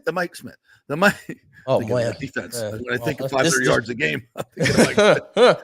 A lot of similarities in those defenses. Let's talk about Mike Evans. You played him with a bad hamstring. He tweaks the hamstring. Why is he still out there? Because I saw him on the sideline. He's like running away from the trainers, and I don't care. Take his freaking helmet. You're the coach. Right. You're the coach. You want we're Donald. Why is Mike Evans still in the game? You want to defend that too? I mean, and this is here's Tim. Tim's in here. Still don't want a coach who gives up on a game. Well, good. When I will say doesn't have two receivers. I'll give credit to Tim here. I listened to y'all's show yesterday for the first segment because I wanted to hear, or on Tuesday, I guess it was. I will say, Tim brought a very nuanced take to offer the other side of it. And not saying I totally agree with everything Tim said, but I thought Tim offered a very nuanced take. He brought some facts to the table, which I always love in arguments. Yes. And he had some nice callbacks to the Dallas game and everything. So I thought Tim brought a good take on the other side. We can agree to disagree, Absolutely. but I thought he had a good nuanced take. So shout out to Tim. But here's the bottom line. Were the decisions correct? No, they weren't. In the end, as the head coach that makes all the money and is in charge, you're judged on how did that decision work out? Disaster. Not whoops, disaster. Both decisions. Both decisions. So, you know what you got to do, Todd? Come up with a game plan and go kick the Falcons' ass. It's not too much to ask. I mean, this is going to be a game where I think the Bucs are at a tremendous disadvantage. You know, give them 2 weeks to figure this out with offensively. Yeah, but the first week, so this is going to be the first iteration of this offense without Mike and Chris. Right. And you're not going up against the 85 Bears here. So that being said, I don't think the Falcons they only scored 14 points last week. I don't think you can count on that to happen again. I just don't think you can for the Falcons to lay another egg like that in back-to-back weeks, especially since I watched these two teams play 2 weeks ago on primetime. And like you said, Kirk Cousins throwing for over 500 yards. But what's your answer? What's your answer for the middle of the field deficiencies where Kirk and Kyle Pitts thrived in this last game? What is your answer, Todd? I mean, is JJ Russell going to play? Are we going more dime? He needs to. Are we playing more? Like, how are we going to? I mean, at some point, is it the personnel or is it the scheme? Whatever it is, it can't be last in the league. And win. To me, it's scheme. Like, I think you would agree. Like, there's talent all over that defense. Yes, there's enough talent there for you not to be the making $28 million. Jordan White, he's supposed to be a really good safety. Zion right? was playing at an all-pro level before that game. Ty Key, before he got hurt, has been one of the best rookie defensive players. Like, your secondary has had talent all over it. Levante David, maybe not the player he used to be. He's still a damn good player in this league when he on his day. Vita Vea is playing some of his best football right now. Yaya Diaby is starting to flash a little bit more. Like, there's talent on this defense. So I just look at it and I think it's a scheme thing, and as Todd says, it's a communication thing. Which, why is this happening still? Right. Yeezy says, JP and Nick, you're right, but at the same time, there's a bunch of fans who spent a lot of money to go to this game. I can appreciate the team not giving up. Sucks the injury happened. So now we're worried we're going to coach our team by how much money the fans are spending. Then do something about it before it's 41-18. You know, at that point, you're done. You're cooked. You can't stop them. Part of the comeback quotient here when evaluating is, okay, can we get stops on defense? Yeah. No. Remember, after the Bucs made it 34-18, the Ravens went right down the field in a blink of an eye. Right down the field, doing and whatever with no the hell resistance. they wanted. With no resistance. Like, the Bucs were done. The Bucs were done playing D for the night. They were done. Did you see that last touchdown to Derrick Henry? Did it look like anybody on that defense was interested in tackling him? No, they made business decisions. Mentally, they were done. Yeah. Yeah, I don't get this, man. This is just basic football. Be smart. Right. And I'm not worried about, there are some people that are saying too, well, now Mike's 1,000 yards. I don't care. Oh my God. I don't think Mike really cares either. It's a nice streak. So we're keeping him in the game because of the 1,000 yards. That's your argument? Oh my God. We're winning football games here. We got a season to play. You got the Falcons coming in next week. Yeah. Nick, did I not say it? Did I not say it? You did. You're not. This is the thing. Like, a lot of people could be armchair quarterbacks on Tuesday morning, as we all have been, but you were on this on Monday. And I honestly disagreed with you at first, because I remember saying, listen, you only got 17 of these things, and you can't afford to just punt games and everything like that, not play your best players if they think they're healthy enough to play. Clearly, that did not work out too well when it comes to the Mike Evans case. And like I said, Mike is older now. And these like soft tissue injuries, they're touch and go. Mike's been touch and go his entire career, and he's been able to gut through it and do all he can. But you saw it going against New Orleans. Yeah, the guy was just not playing to his full strength. I mean, it was almost like you played this game like it was the last game of the season. And you, against Detroit, you got a timeout in your pocket, and you don't even make them kick a field goal or punt. The game is over at that point. What is this? What is this? And that was at the end of the season. That's the last gasp. And you're not using a timeout. But here, you're throwing Chris. I was watching this game last night over again. And I was keying in on what Baltimore was doing. And those defensive backs, they were just letting Cade Otton catch the ball. And they were just letting guys catch it. And we're going to fuck you up. We're just sitting back in zone. Go ahead. I see it coming. Roquan was playing out there late. Yeah. He's one of the, he's the cheap shot guy. He's the guy that's always hunting, right? They all were hunting. Kyle Hamilton, they were all hunting. They were like, we're in the game. You know what? This is how defenses have fun. And by the way, yes, they had their starters in. It's a lot. You're the one delivering the blow. It's a lot easier to get an offensive player hurt than it is a defense. A defense can go at their speed and just line you up and knock the crap out of you, which is what they were doing. If you couldn't see that, again, that's a miscalculation by the head coach. Look at what they're doing. They're sitting back in zone, waiting for you to catch the ball and knocking the shit out of your receivers. And you're going to send Chris Godwin back out there? Come on, man. And Baker Mayfield, by the way. I was going to say, Baker Mayfield. Bent over backwards. And Troy Aikman's like, I don't even know why I'd have my guys in the game like this. Next play, Godwin's hurt. Yeah. I mean, and it takes a lot. That was the other part of it. That. Yeah, that's the other part of it. Like Baker Mayfield was left in that game too. And if Baker gets hurt, what's the discussion then?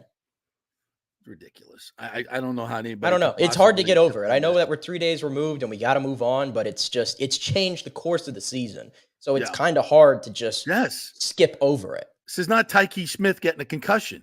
Yeah. This is the two focal points of your offense.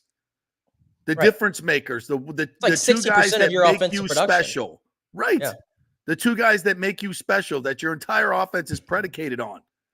And you let one run out there with a bad hamstring doing go routes. Like that was ever going to end well? Oh, he'll get through the game and then he'll be fine next week. What? What world are you living in? What world are you living in? Golly. Yeah.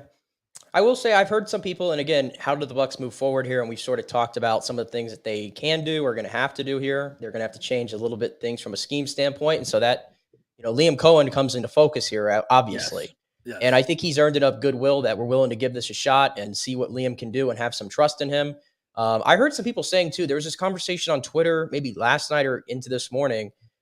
People were saying, go look at the receivers that Baker Mayfield was throwing to in 2020 when the Browns went 10-6. And remember, that was the year where Odell only played 6 games. I think the wide receiver one was Jarvis Landry, but there were guys like Rashad Higgins were out there. But that was an offense totally predicated on Nick Chubb in the running game. It was totally predicated on Nick Chubb in the running game. But again, the Bucs are starting to prove they could run the football. So it's worth saying, like, maybe Baker has had success throwing to lesser receivers in his career. I hope so. But you're going to have to scheme those guys open. Yeah. Because, like, even Trey Palmer, for example, Trey Palmer's going to have to now play a super big role. But Trey Palmer, to me, is like one of those guys where you're looking to hit a few, deep shots to him, more as a true possession guy. Yeah, he's not running.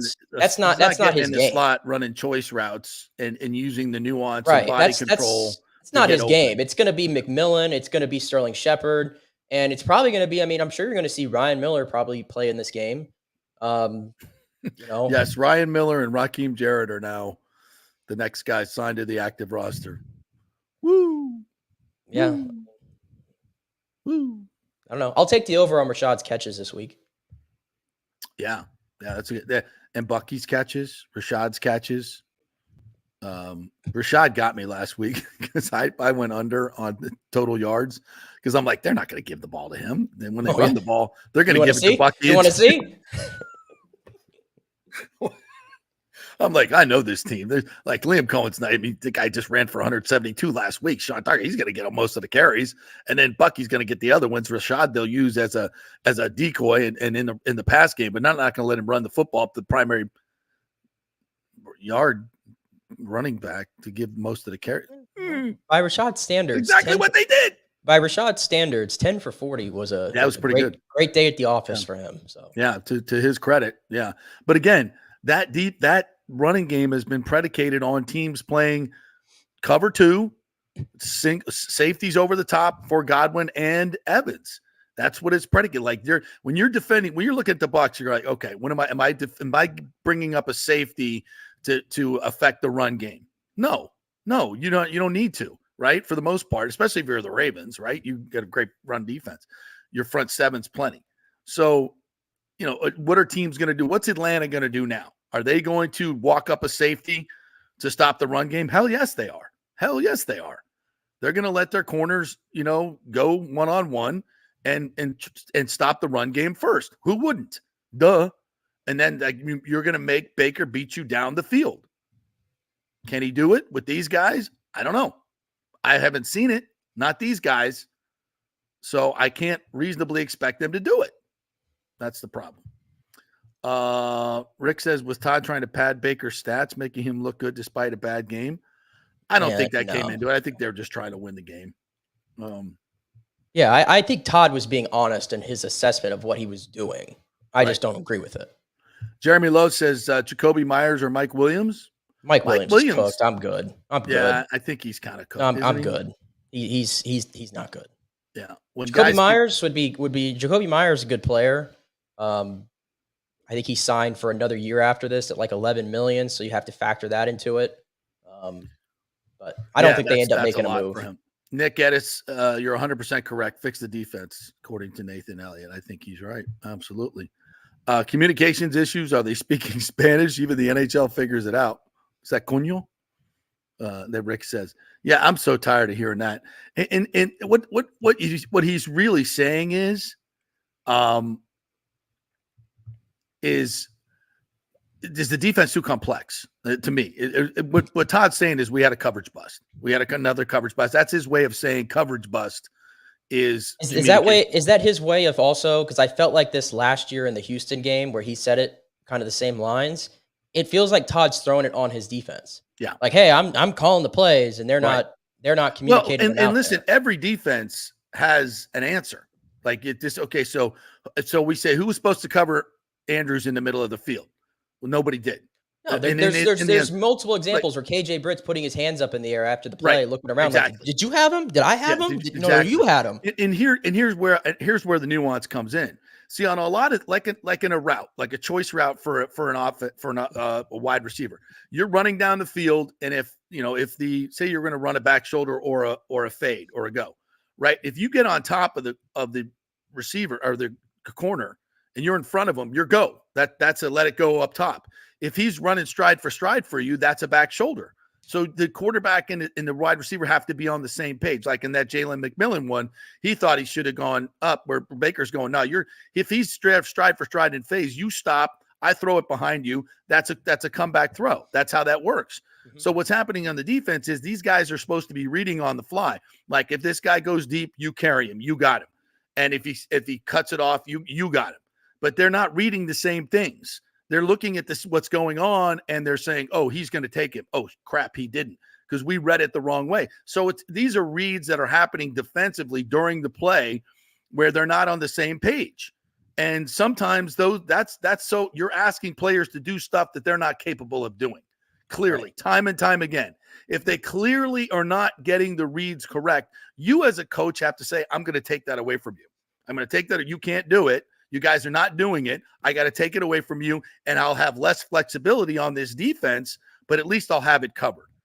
And so these are the choices that you have to make as a defensive coordinator. And if you continue to give up 500 yards of offense, 350 of it in the middle of the field, like they did against the Falcons, then you've got to make an adjustment.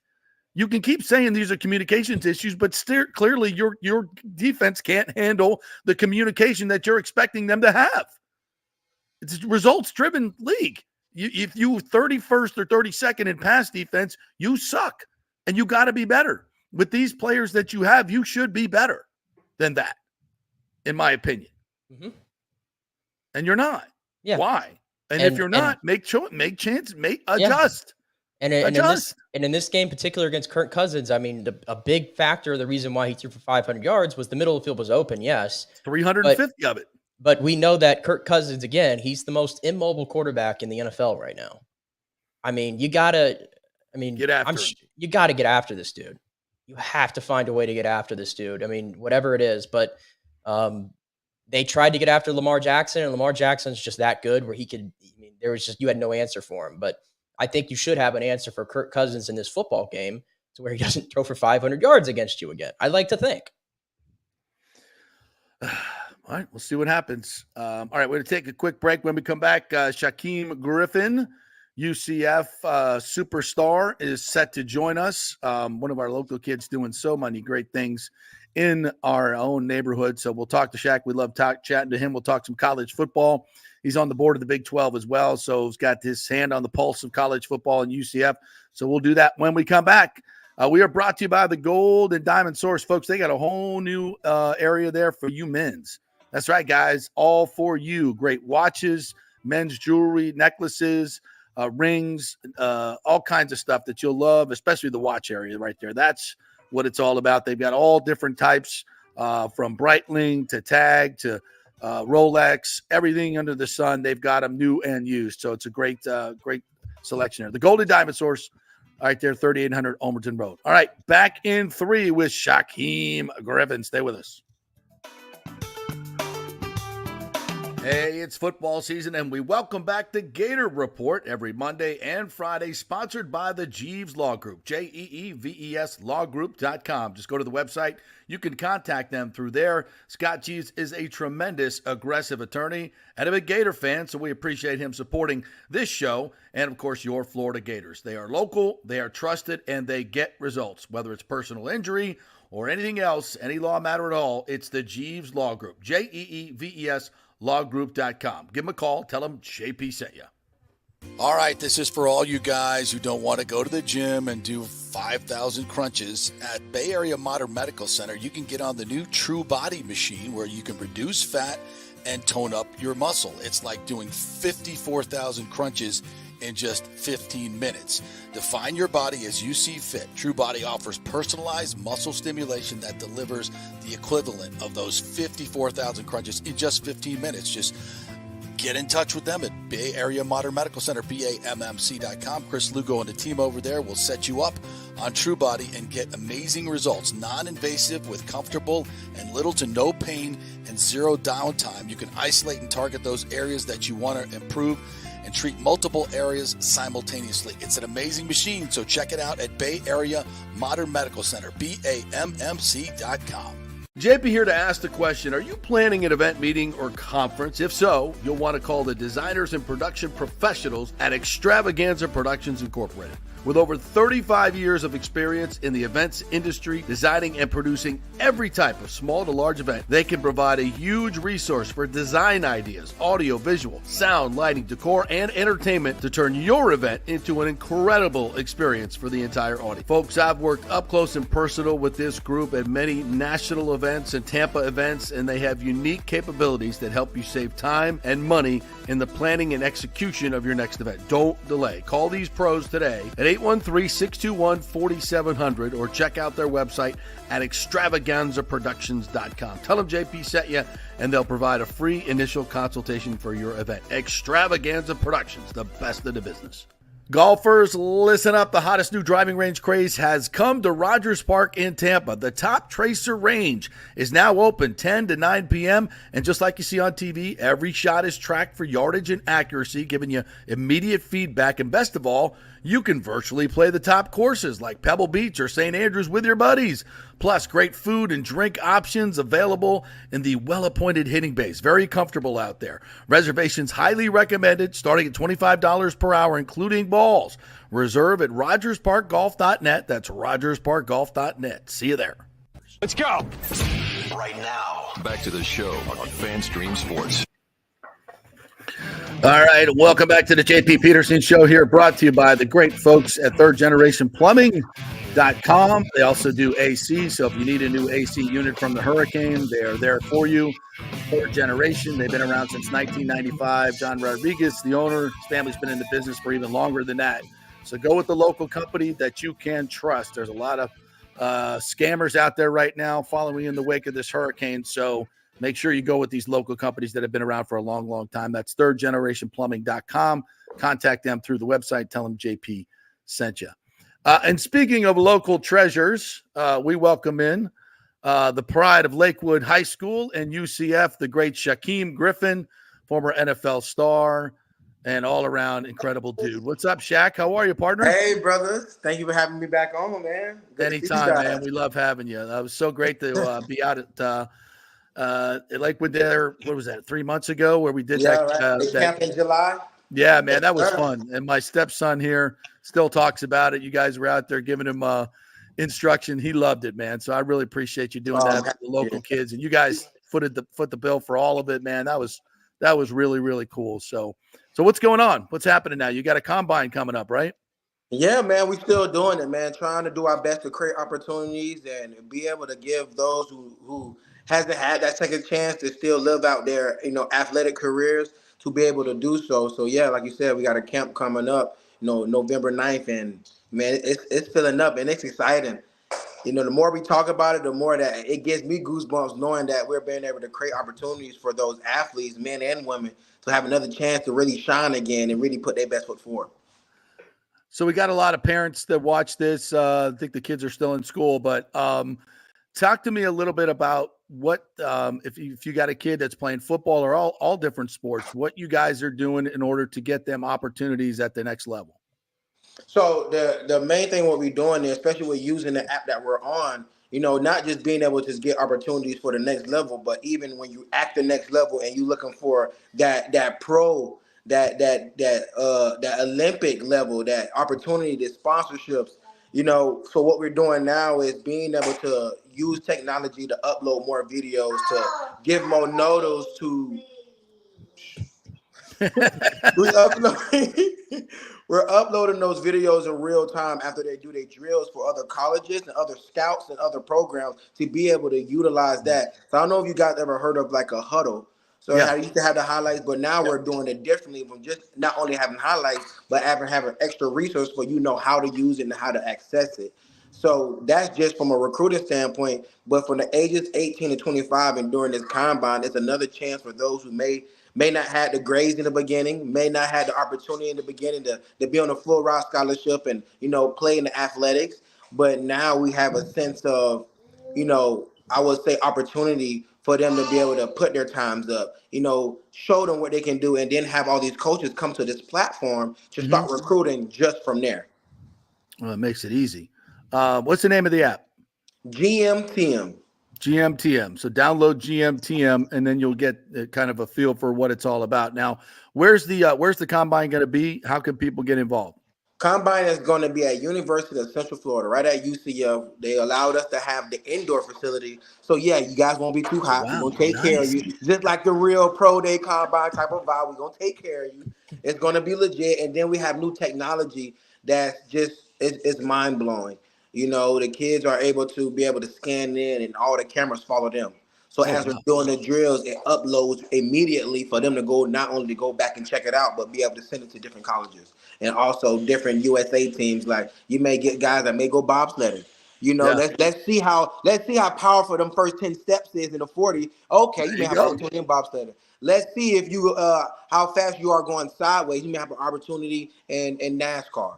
That sideways, that shuttle. How fast can you get there and get back? It's quick. And when you able to understand that certain movements and athletic movements can go around the different sports, you never know. And the only thing is, if you can move well, the coaches can teach you well, and then that's you representing your country, getting those sponsorship and reliving your ideal of being a pro.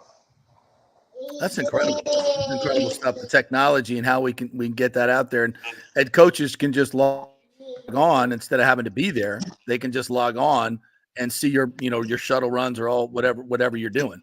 And it's not just for football, right? It's for all different. You got volleyball players or women's sports as well. All sports, men and women, which is the best part, because in certain apps that used to be when I was coming up, you only be able to put football on there. You was only able to put certain things on there. Right. Now we're at the point now where it's all sports, it's all over the world at that. We're not just in the US. this is a function that we're going to be starting at UCF, but it's going to go to all the Power 5 schools. It's going to go to, we may do events in Japan. We may do events in Europe. This is going to be just the start of it, but we create an infrastructure to be a resource and help for all the kids that's up and coming and all of those who want to be that pro, who want to get those sponsorships, who want to represent their country. And now that we're going to be able to put a platform for them to be seen, for them to do so. Awesome stuff. Shaquem Griffin joining us here. You know him from UCF. He was the AAC Defensive Player of the Year, drafted by the Seahawks. Your brother's still playing, though. He's still playing at a nice level, right? Oh, man. What a year. What a year. I'm sorry, guys. I get a little hype sometimes. It's still in me. Of course. So I apologize. But, man, they're having a heck of a year. And I think the things that stand out for them is the vetship that they have on that team. With my brother coming there, Gilmore coming back, and then a lot of guys that they had, in the trade when it comes to that D-line. And them, it's unfreaking believable. I remember playing with the Van Ginkel. We used to call him the Screen Master. And I noticed he got 2 touchdowns, right? Yeah. Off screens, right? Yeah. He's the Screen Master. And It's amazing to see. And it's just like, from a standpoint, the plays that are running is not so complex, but it's hard for those to run it unless you have vets who are able to obtain the information and buy in, and freaking they're doing it. And it's so amazing to see. Shaquem, I'm a UCF alum myself, so I mean, I want to thank you for the joy that you provided, you and your teammates, especially during 2017. That was we'll never forget that. I know that had to be fun to be a part of, but I did want to ask, because 2 years before that, obviously, you're on an 0-12 football team, and things weren't looking so great. But then in 2 years, you're able to flip the script. I'm curious, during that 2017 season, at what point did you and your team realize that, hey, we got something special going on right here, and that led you guys to go on that run? I mean, I feel like what made a difference is the cultural change.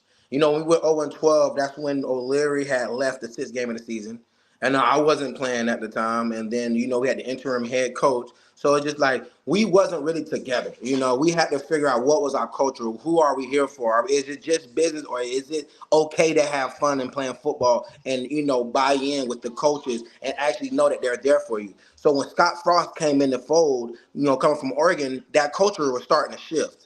Whereas more so, he's starting to ask more questions like, who was the cancers on the team? Who should we let go? Who should we keep? Who's inspiring the team? Why haven't you been playing, Shaquem? We watched the film and you standing off the tape. Why haven't you playing? I remember just doing this. He was like, I don't get that. Yeah, exactly. Yeah, and it's just like, well, it's going to be a clean slate, and it's just like, are we going to switch your position? And I hope that's okay with you. Like, coach, I just want to play football. Right. And the thing is, he'll allow us to be not only just players, but ourselves as well. Like during that season before we went undefeated, I stepped in the facility for a month and a half. No other coach will allow me to do that. Scott Frost was like, if it's something that you want to do and you want to sleep in the facility, I will let you do it. So I'm the first one there, and I never left. So I'm locking the door behind the coaches, like, hey, see you in the morning. Let me know. I'll wake up and get you guys in the room. And what things that stood out is the culture that we're starting to bring to the table. Like, we used to have guys come in 3, 4 in the morning just to come talk.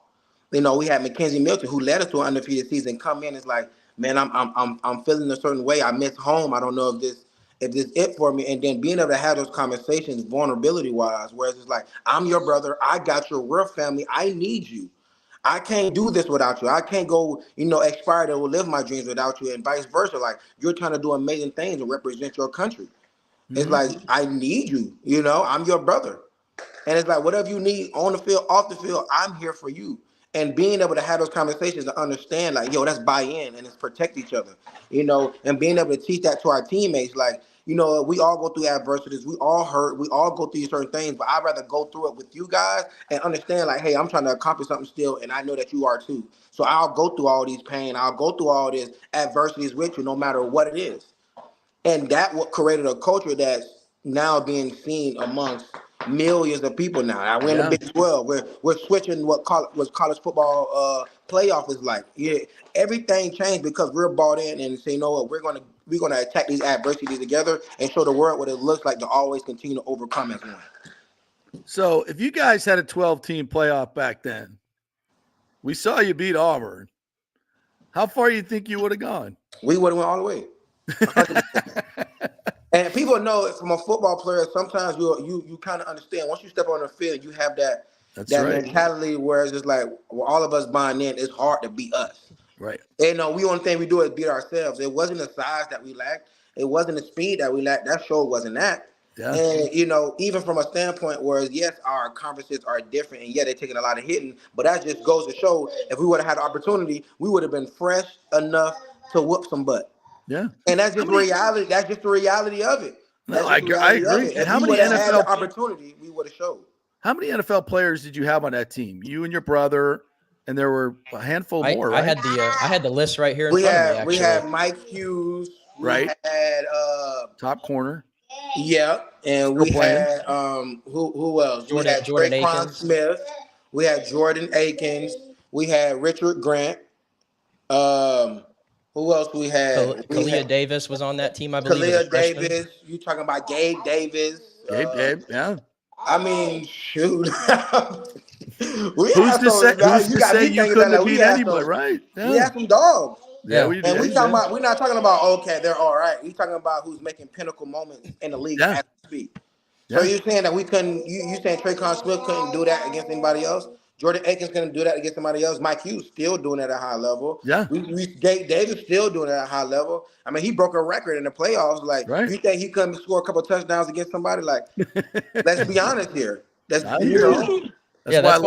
love the playoff now. That's why I always said, I'm like, without being like biased towards it, like I know like people love to compare like the 2017 team to like the 2021 Cincy team, which was able to get into the playoff, and that was good. Like they deserved it and everything. And everybody played the hypothetical, well, if those two teams played, which one would win? And I'm like, that USCF team I thought was a little different.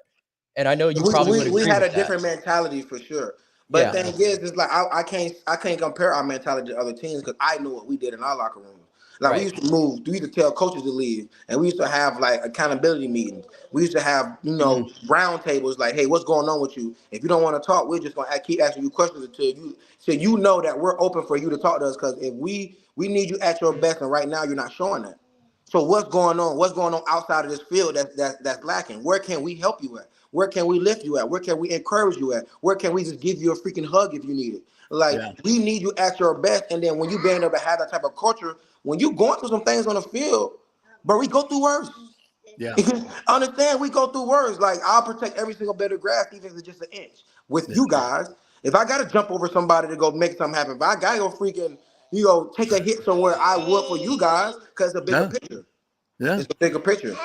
I get it. Love it. Shaquem Griffin joining us here. And I know you're plugged into your business these days and you're not watching as much football as you normally do. But I will ask you this. I know you're part of the Big 12 leadership committees there.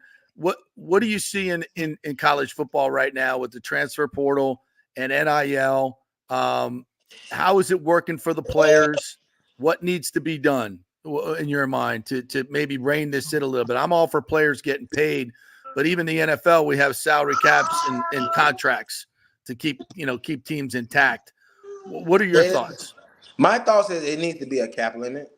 Yeah, I feel like it's a wild west right now. Whereas everybody, the kids got so much control of how many times they can leave, and sometimes they'll get into a position just to receive funding, and then just to say next year I want more. If you don't give it, somebody will. So it's taken away from creating a legacy somewhere where your kids can come back and see you. Like, it's cool for me to go back to UCF and my kid can take a picture in front of my picture on the wall.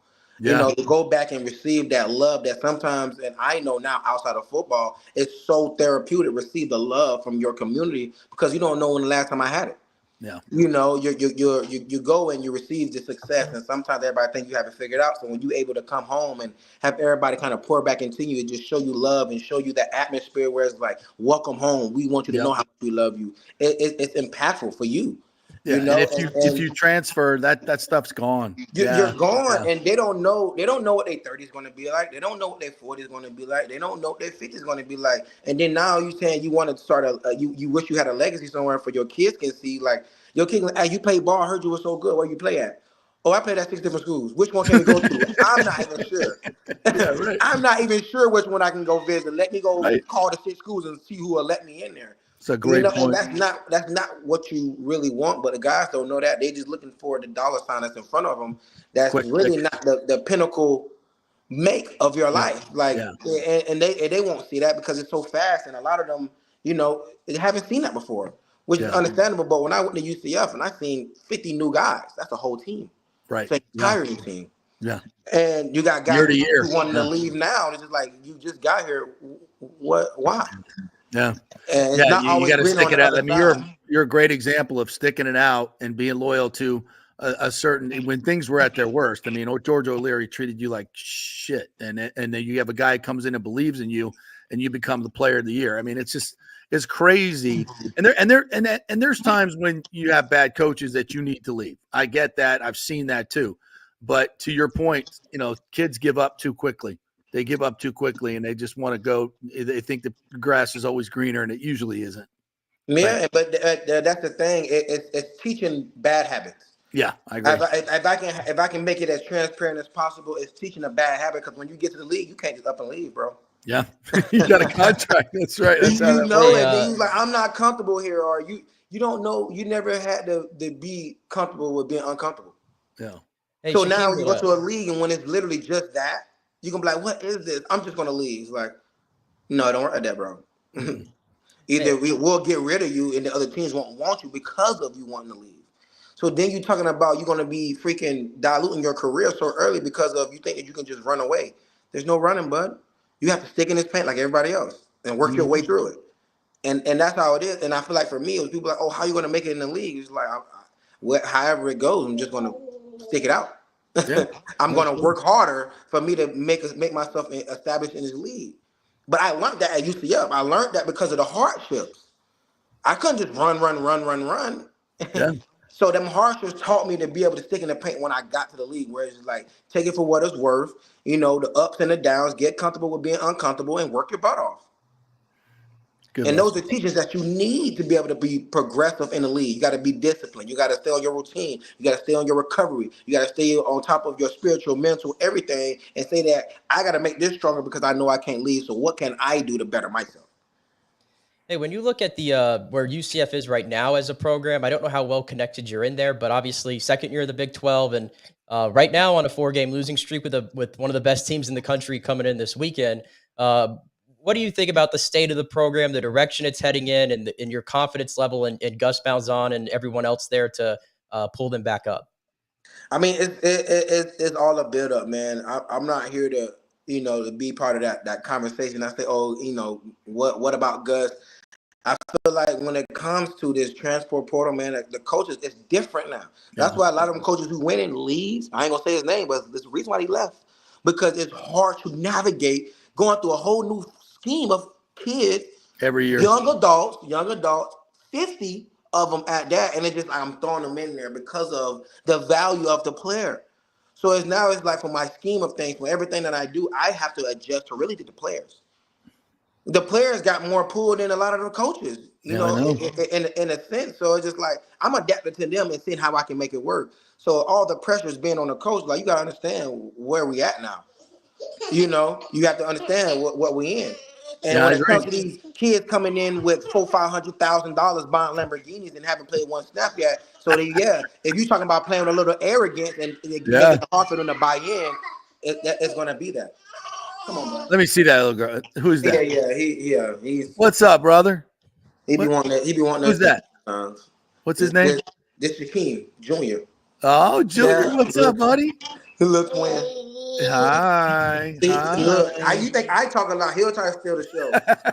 But yeah, so my opinion is, I feel like it's gonna eventually, once we get a handle on what it looks like to properly get guys to buy in instead of thinking about just the money part of it, but we can start acting about getting better and focus on creating a culture and all of us buying in, because it's hard to create a team culture when you got all these new guys. I totally agree. To buy in.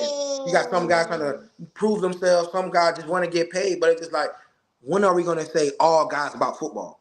Yeah. And it's hard when if you don't got everybody buying in, you may mess up on one area. It only takes one guy who's not going hard on special teams. It takes one guy who's not catching a block on offense. It only take one guy who's missing tackles or sleeping out on the defensive side, and then they get a. It only take some guys may be like, man, I don't want to be here no more. I'm so ready to put my ticket in and get more money from this school. And next thing you know, we're losing because they're not buying in no more. They're already looking at where I'm gonna go. Where it's like, I can't wait for this to be over. So it's tough. You can't put it all on one person. It's literally everybody. I But agree. NIL comes first before anything. It's not even student athlete no more. It's NIL student athlete. All right, Chad, before you go, tell me about it's the game time. It's GMTM, all right? That's the name of the app? Yes. GMTM and November 9th? November 9th Okay. at University of Central Florida Indoor. I will be hosting. We will be bringing a couple guys out there to, be in representation and just be around it. If you're a part of this, if you're in it, you will be the first person to be a part of something that's going to be extraordinary. This is a program that eventually we want to be a spectacle that, will be on shows one day, that will be in the Olympics one day. And it's just like be the first person to be a part of it, then trying to catch up on it. I think you guys are on the right track. Hey, it's always great to catch up with you. Come on anytime and chat about it. Love to see Junior there as well. Thanks, Shaquem. Appreciate it, buddy. Thank you. Yeah, go Vikings tonight. Yeah, baby. There we go. Don't hurt Cooper Kupp. Tell him not to hurt Cooper Kupp. We'll watch out for him. Thank you. Have a good one, guys. Great stuff. Thanks. That's right. So we'll see Shaquille playing tonight with the Vikings against the Rams tonight. That'll be. I saw this thing on Twitter yesterday, like, oh, the Bucs are going to be the entire organization is going to be watching Cooper Kupp tomorrow. I'm like, yeah, I don't think so. I don't think so. I think maybe on TV, but they won't be there. Because they're not. You heard Todd Bowles say it. They're not interested in trading for a receiver. In fact, I don't think here's so. Baker Mayfield talking about his young guys. Let's listen to this. No, I mean, it obviously sucks. There's no way around that. But when it comes down to it, you should want to play. The guys, next man up mentality. You don't want anybody to get hurt, but you should want to play for those guys. You should want to be able to bridge this gap. In the meantime, until we get Mike back as well. But yeah, you should want to play for these guys. They meant a lot to this team, so a little bit of extra effort for it. Yeah, I mean, they should be highly motivated. There's no question about that. I just don't know if they're ready yet. And hopefully I'm wrong, man. Hopefully I'm wrong. I hope these guys step up. And I think your point was really good when you put Jalen into that slot position where maybe he's a little bit more comfortable. You saw with Godwin when he got back to the slot, how much better he played. Yeah, and I was going to say too, like in terms of like is the Bucs season over? The reason why it's not over is because I mean, you look at the schedule ahead. We went through this on Monday, but it looks a little different today. So the next 3 games, you got Atlanta, Kansas City, and San Francisco. Atlanta is going to be tough. It's going to be a tough game. Kansas City, I don't think that's winnable anymore. The way their defense is playing, and then San Francisco. I mean, San Francisco can barely field an offense right now too, and they're not playing great football. So I still think you might have a chance there. But then coming out of that bye week, you still get to play the Giants, the Panthers, and the Raiders. So like. The new plan now is you have to weather the storm in the next 3 games. And what I mean by that is, can you find a way to win 1 game out of these next 3 and get to 5-5 going into the bye week? Because then to me, it's like all things are on the table. Hopefully we'll get Mike back after that and that'll change some things, but the defense has to improve. We obviously know that, but that's why the season's not over, because the schedule is still very favorable for you coming out of that bye. But in my opinion, you got to win at least one of these 3 games. And hopefully it's honestly the one against Atlanta. Which they can do. I mean, again, the Falcons are not world beaters. It just, to me, it's bad timing. It's the first game coming after you lose Chris and Mike at the same time. It's the first time you're going to be playing a game without those 2 guys, and you will get better as you learn. And as these young players, as Jalen will get better and Trey will get better. All these young receivers will get better, but this is the first game, and you're playing up against an offense that just torched you for 36 points and over 500 yards passing. So that's, and what adjustments can you make to stop them? And we haven't seen them make those adjustments yet on defense. So there's a lot of question marks here. Now, can Todd Bowles devise a great game plan to go out and kick ass? Yeah. Can the offense run the football against the Falcons and control it and make a couple plays in the passing game? Yeah. So yeah, it's an opportunity, but if you're just looking at this matchup and look, the Falcons are 4-3. The Bucs are 4-3. If the Bucs lose this, Falcons go to 5-3. The Bucs go to 4-4. Okay, so but essentially they have a 2-game lead over you because they swept you. Right. So you've got to, you've got to play 2 games better than the Falcons the rest of the way. So that's tough. That's going to be tough. Even though now their schedule, they got the Bucs. They're at the Bucs this week, and then the Cowboys come to Atlanta the following week. Then they're how at lucky. the Saints. Then they're at the Broncos, who are playing better football. Then the Chargers. It's almost the same one as the Bucks have. Then they got to play at the Vikings December 8th. So That's it's gonna be flip-flop. They get a little bit of an Yeah. easier slate coming out of this Bucks game.